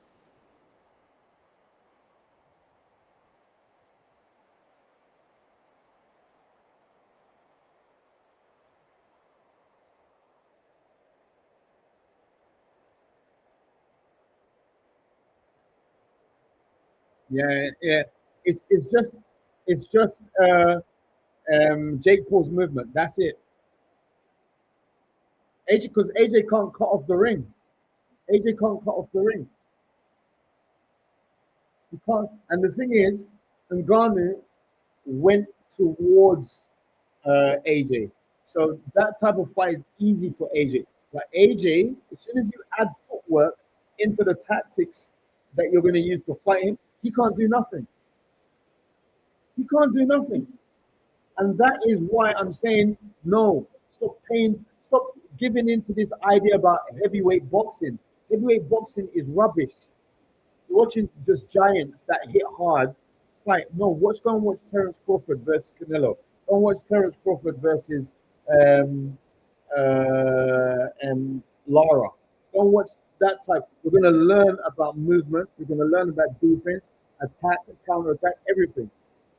This is a typical heavyweight fight, but at least one of the heavyweights will get tired and hold their feet, and then you'll see a punch land. The closest thing to Rocky, watching Rocky. Fifth round, and AJ hasn't landed one punch yet. Oh my god. He's trying. Look at his footwork. Look at his footwork. Oh my god. And you guys are thinking he gets paid to throw fight. No, it's bad. It's bad. Most of these heavyweights, look at that. See?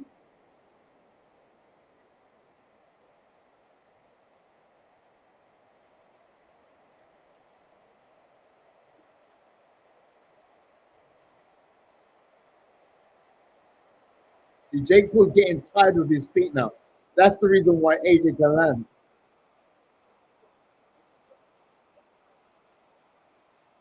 Oh, oh, oh, oh, oh. Jake Paul's getting brave. Oh, he's getting brave. Forcing his. See, that's what happens when you don't lack coordination. You force your lead hand out like that.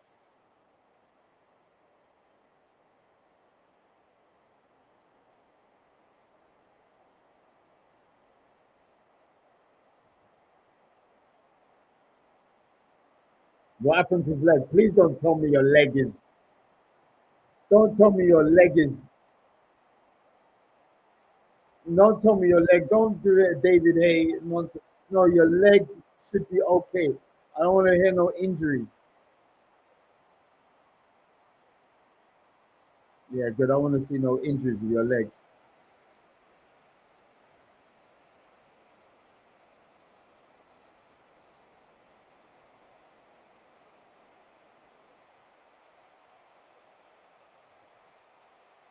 Jake Paul, we need to see your.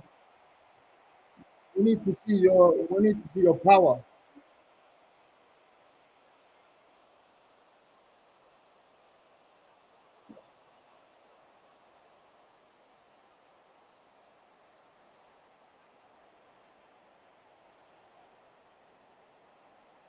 Bro.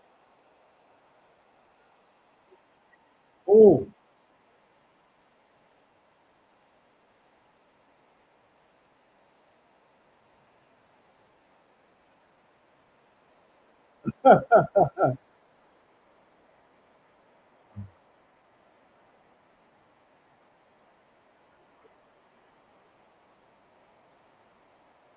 see that Joshua can't land punch. He's not accurate. He's not accurate. Oh my God. He can't see when you watch someone like Joshua threw like four punches at five punches at debilitated Jake Paul.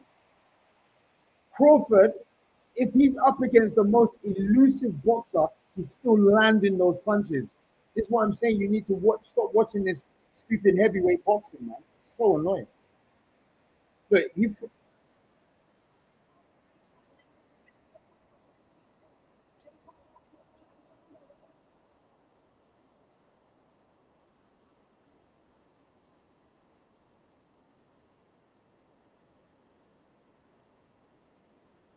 throws with desperation. Joshua, no, not with no accuracy, doesn't set up his punches. He throws punches at a target. See, look at that. No defense. Oh my God. I'm seeing so many problems with AJ as a boxer in this fight. So many problems.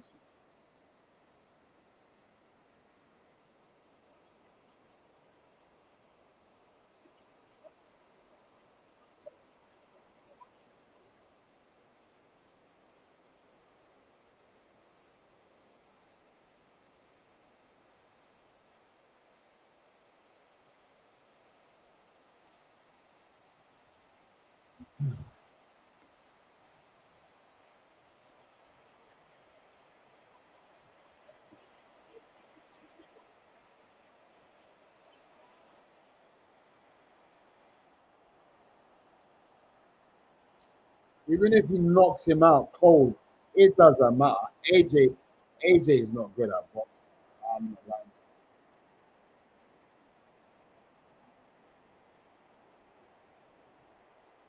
Still can't even land on him.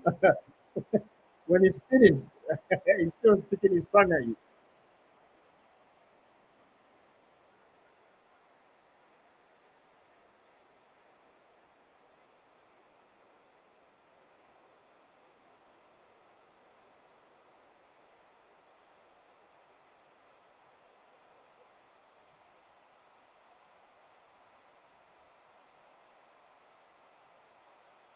Doesn't matter. You guys, if you guys think AJ is good after this fight, you're fucking idiots.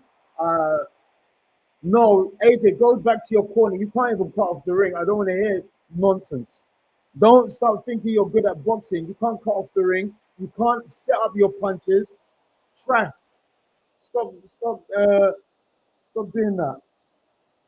Against this guy, you should be showing us that you know how to do basics.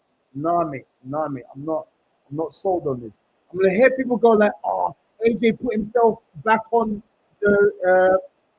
put himself nowhere." This is what I'm saying. You gotta look at what the hell is happening with the boxing. Did he set up his punches?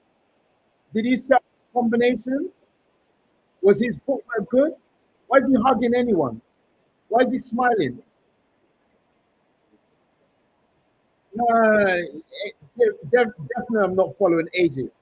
AJ can follow me. I'm not following him after that performance. Jesus Christ. He's gonna, I want to hear what he's got to say afterwards. I want to hear what AJ is gonna say afterwards. Yeah, you know, it was a good fight. Like bro, didn't cut off the ring. You didn't set up your punches. Your lead hand was atrocious. Your backhand was inaccurate. Punch connect ratio was appalling. We're supposed to believe that you're a heavyweight champion, former heavyweight champion, and an Olympic gold medalist. Oh my God. Anyway, yeah, you are in the heavyweight division. Heavyweight is appalling. Problem is that I'm more angry at AJ's coaches than AJ because they have made him into this.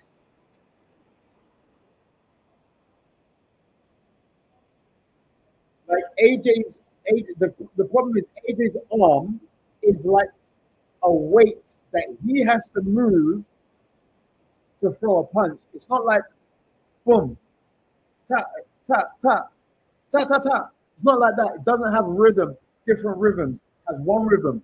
Whoom, whoom, whoom. Look how he probes with his lead hand.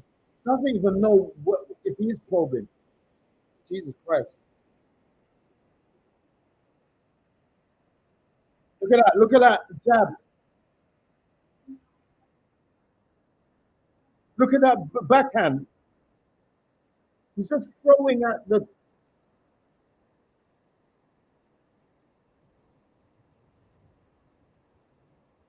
No, I don't think it was scripted. I don't think it was scripted. I don't think it's scripted. Nah, no, you're not throwing a cross to someone's chin like that as a script. Nah.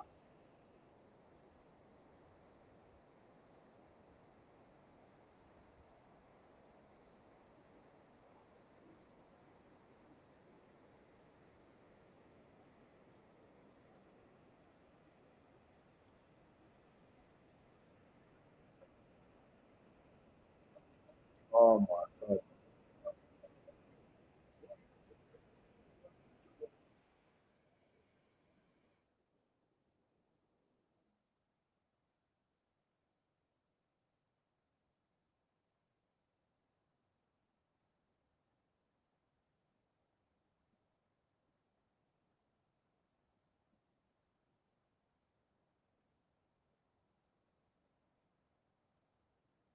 So rubbish. Oh.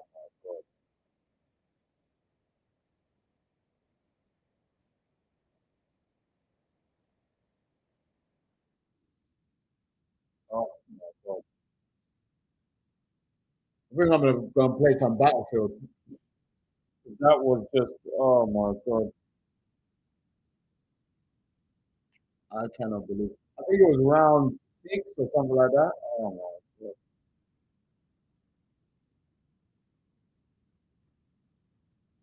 does not motivate me to go and train people in boxing. Trust me, does not motivate me to train people in boxing. If I was to train Joshua, I'd train him to have a lot more looser lead hand. He's trying to get power with his lead hand. Instead of having power, have speed with your lead hand, save power for your backhand. Oh my God,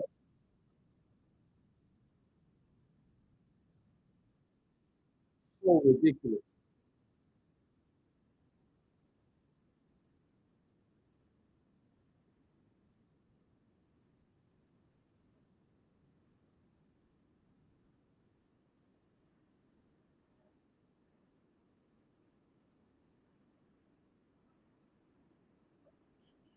Jesus Christ.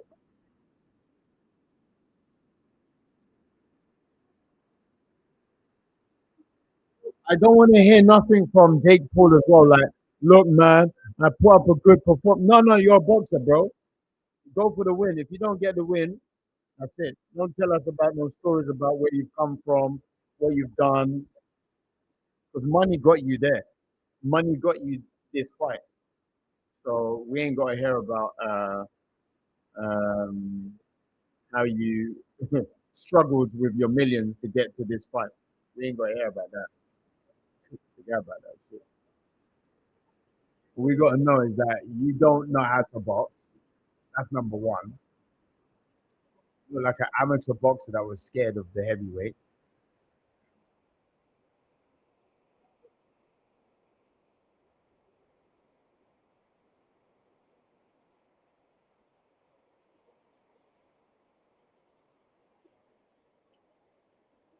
It was not.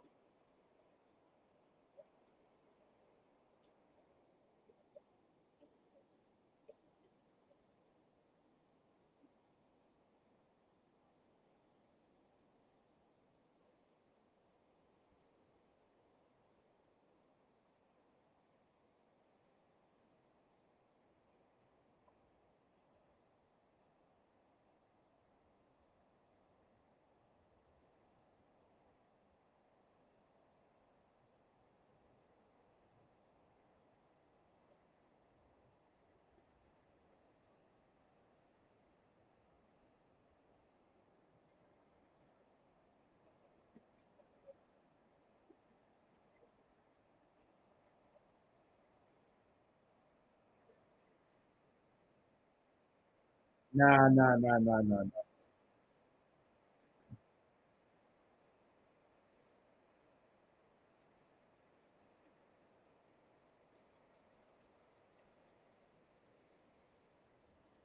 Why did he got his hands on the guy's shoulders? What is he doing? Why is he putting his hands on the guy's shoulders like that and talking about some? Like,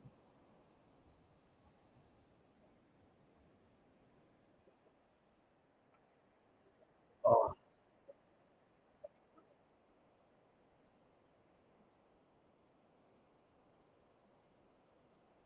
you didn't do that. You didn't do that. You didn't do none of that.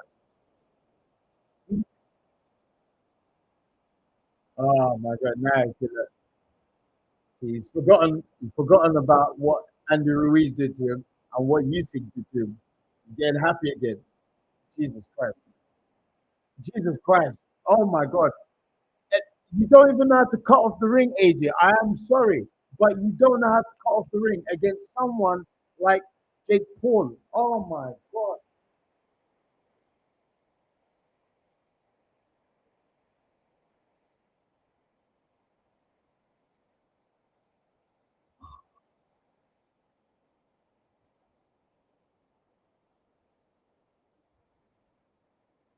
guys, I'm just outraged. I'm outraged at the.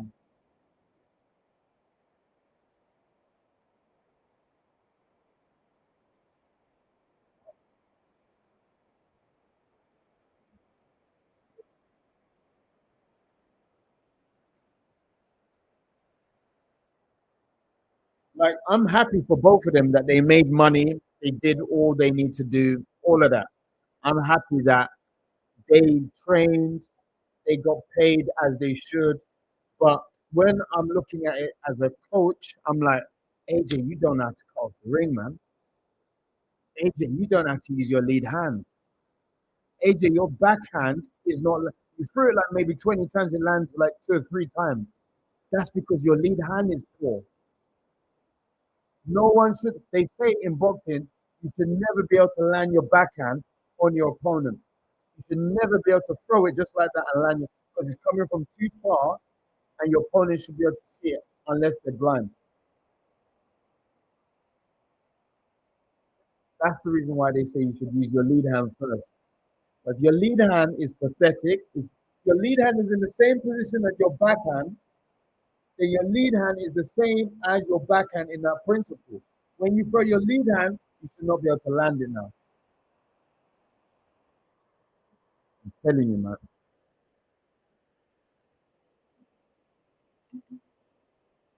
I'm gonna go and play Battlefield. I had enough.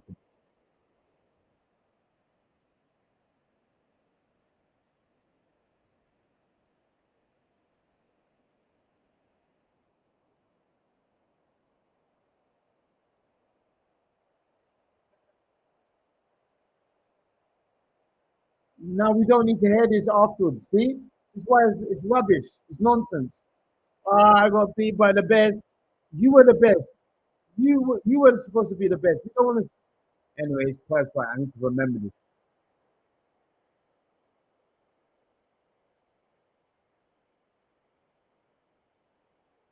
Speak to your coaches about that. Happy Merry Christmas, bro.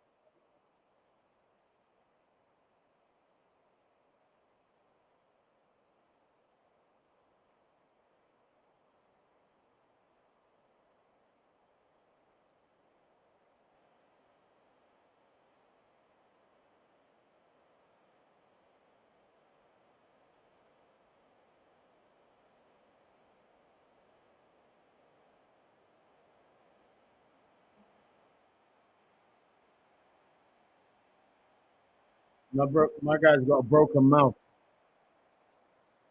Oh my god! Like, come on, man. That was a appalling performance. But I want to hear what Andre Ward's got to say now. I want to hear what Lennox Lewis got to say. I want to hear what people have got to say about this. That was appalling performance. All your accuracy is rubbish. You can only be accurate when you're a meter away. Look at the punches. Look at that missed. This is the only punch that landed. No, it wasn't scripted.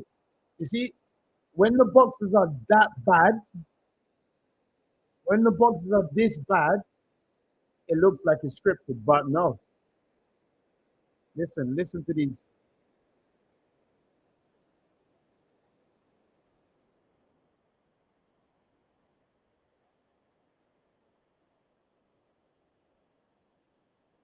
Now you ain't got to wait until you just cut off the ring and you use your lead hand to probe them.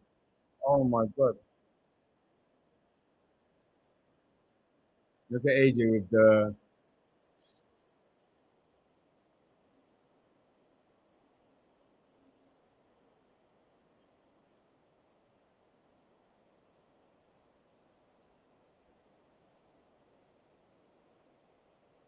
Look, stop, stop. He's obviously trying to take a picture of the thing. Let him take a picture of the girl. AJ can't. You see, the thing is, you guys are asking questions. Taron, I'm going to tell you now why AJ didn't take him out early. because AJ doesn't know how to cut off the ring. The movement of the movement of um, Jake Paul was enough to mess up um, uh, AJ. The movement of Jake Paul was enough to mess up AJ. Footwork, just footwork. Because AJ's feet are bad. When you watch his feet, he's stepping. He's not in his boxing stance. He's walking in the ring. And you know the thing is, I'm not really mad at AJ. I'm more mad at his coaches. Like the coaches he had throughout time. I'm like, what did they teach him? What were they doing with him? Oh, like if he wants to build his physique around promotion, fine, but you're gonna have to make sure you can do all the things I want you to do. If you don't, I'm not your coach. I'm not gonna build you up to look a certain way and you can't do the tactical things that I want you to do. He doesn't know how to cut off the ring, guys. He doesn't know how to cut off the ring. Look at his hands. They're in the same position. They are in the same position. Why are you in the boxing stance if your hands are in a symmetrical position? Why are you leaving your hand here but being in the stance? No, be your hand, make your hands be here. Thanks, Tyrone. Like AJ doesn't have a lead hand as well, and his backhand doesn't land. He's throwing out of desperation. He's not confident with his ability. And you know the thing is, again, I'm not mad at AJ. I'm mad at his coaches because you need to be honest with your boxer and make sure he can do the things that he needs to do in the ring. That is you taking care of his welfare.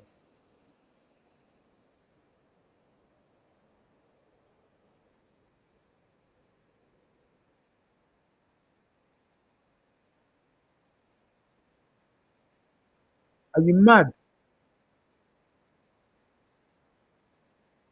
Or thank you, thank you, thank you.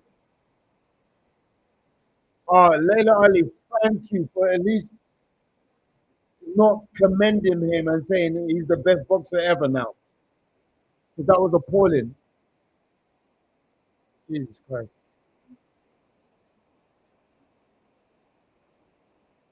that was appalling performance. I didn't hear no one saying nothing about that. That was performance was good.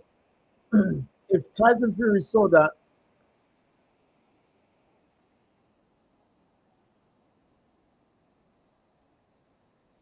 nah, when you throw a right hand, when you throw a right hand,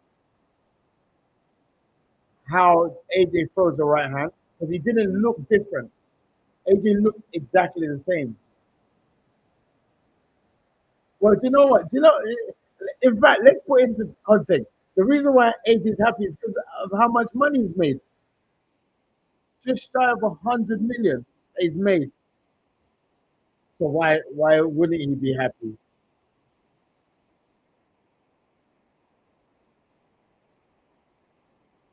AJ, boy, like I'm happy for him that he's made the money. He's in a way progressed his career, but I'm disappointed in the fact that we're not seeing greatness in his performances. We're not seeing greatness. And when I say greatness, I'm talking about comparatively for us. What do we expect? Yeah, yeah, yeah. Yeah, yeah, he made 100 million.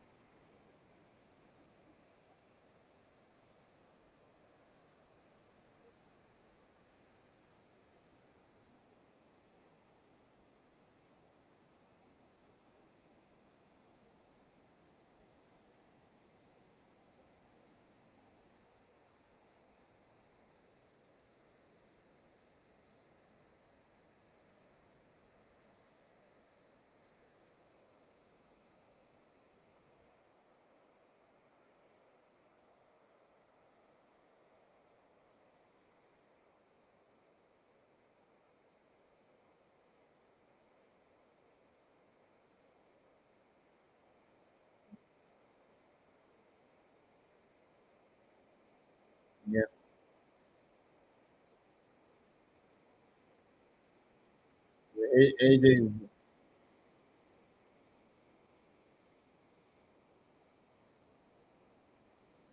All the girls are happy that I'm taking pictures of AJ. I mean, this is what he this is what he is rewarded for when he, looks the way he is, behaves the way he is. So, there is a purpose to building yourself in the way how AJ has, you know. But in terms of the boxing ability, which is what we still want to see, it's a shame that we don't see it because I would like to see it. I would like to see AJ have these abilities that we're talking about, you know. And these are the abilities that I strive so hard to instill within my amateurs, because I know that they need this to keep themselves safe. So, guys, I mean, that is about it, man. I mean, it was eventful. I mean, what do you guys feel about the fight? You can see I'm pissed. I'm literally pissed. So, I would have preferred to have seen something different. I wanted AJ to be dominant. Yeah, the only one is Usyk. The only one is Usyk.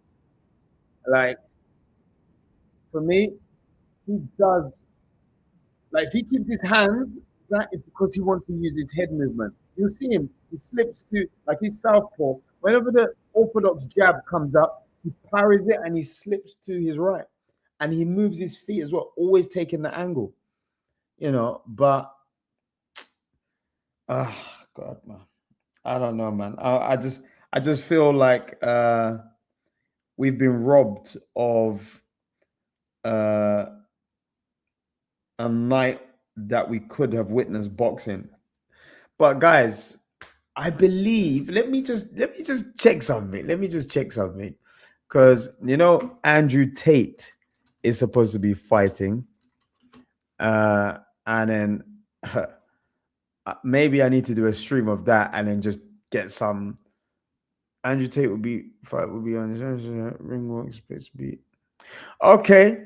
All right, guys. You might catch me on the stream later on this evening because Andrew Tate is going to be fighting in a boxing fight against Chase Demure. And I don't know if you guys remember, but Chase Demure is the guy when his opponent approached him, he started doing all of this. I don't know what he was thinking about, but this is why we have to commend Jake Paul a bit because these two are the same type kettle of fish. No amateur background, just jumped into the sport. So, yeah, I might be later on this evening to do another stream for the Andrew Tate fight versus Chase Demore. But yeah, I mean, I just feel that my soul has been ripped from uh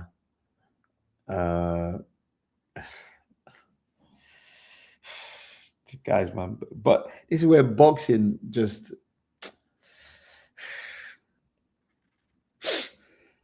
I even brought my snacks. I had my plate here with my malted milk biscuits. I mean, I took time to enjoy this. And AJ couldn't cut off the ring. He couldn't use his lead hand with versatility. And thus, because he can't use his lead hand, he can't land his backhand. Whenever you see a 1-1-2 land, you're like, yeah, let me see what impact it has on the opponent that just received it. It's either you want to see durability from the receiving opponent, and then he comes straight back, or you want to see that that punch took effect and it was powerful because it reminds you about what power is. It's something that imposes itself. So if you see the guy go backwards, you're like, yes, that's what I want to see. That is a fight. That is mano a mano. Okay. You are seeing that tussle, seeing that adversity. And now we want to see how he comes back from that. But when the guy is landing a single jab and it skims over the shoulder, goes underneath the armpit. Man's doing matrix with your jabs, and then your backhand is in even in a different stadium. Like they were in Miami, maybe the punch that AJ was throwing with his backhand was in the Staples Center.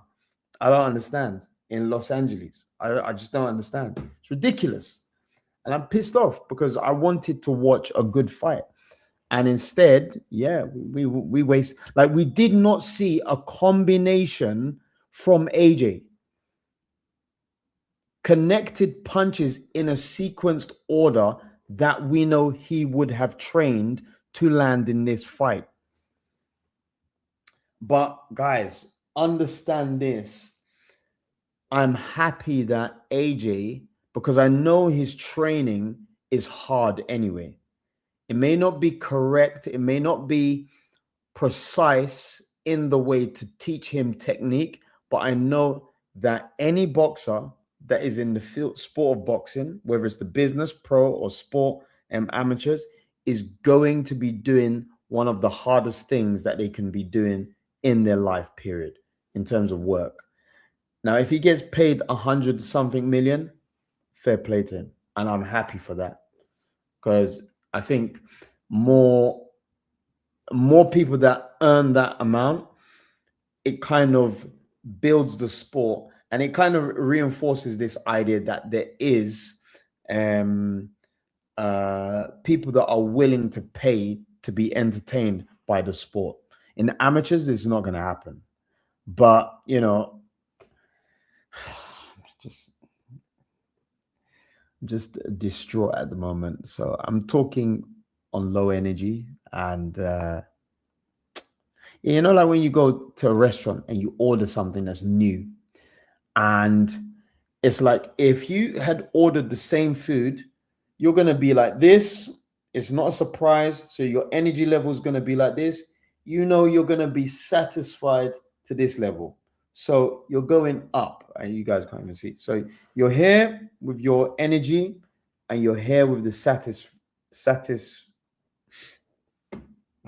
satisfaction of the food that you eat. I can't even talk anymore.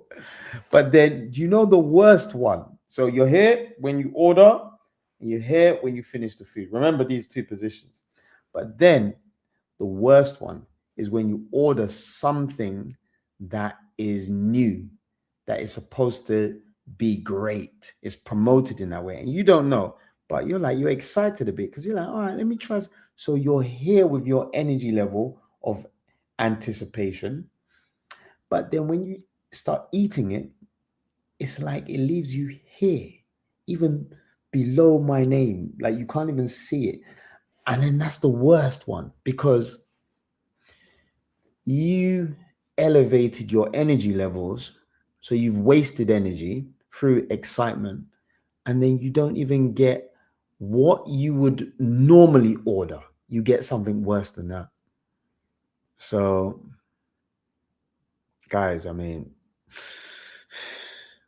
I'm just going to end the stream because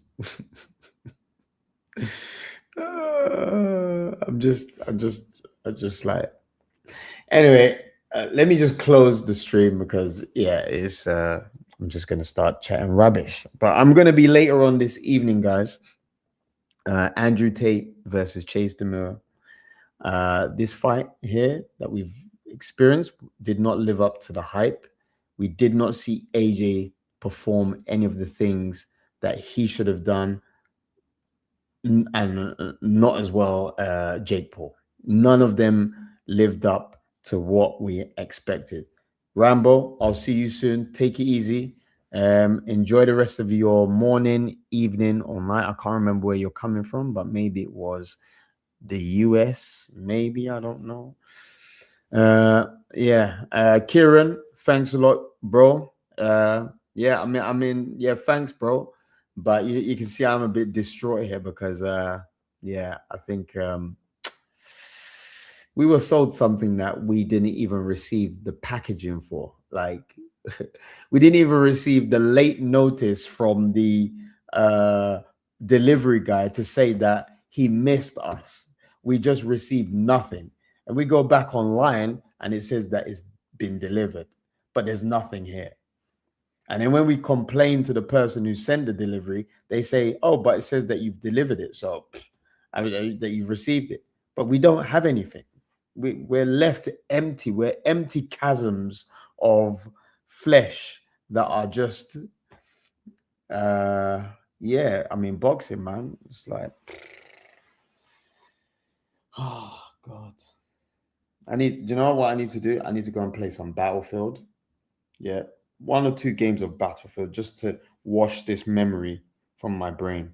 Because if I continue to talk about this, I will not leave the house tomorrow. I will stay indoors.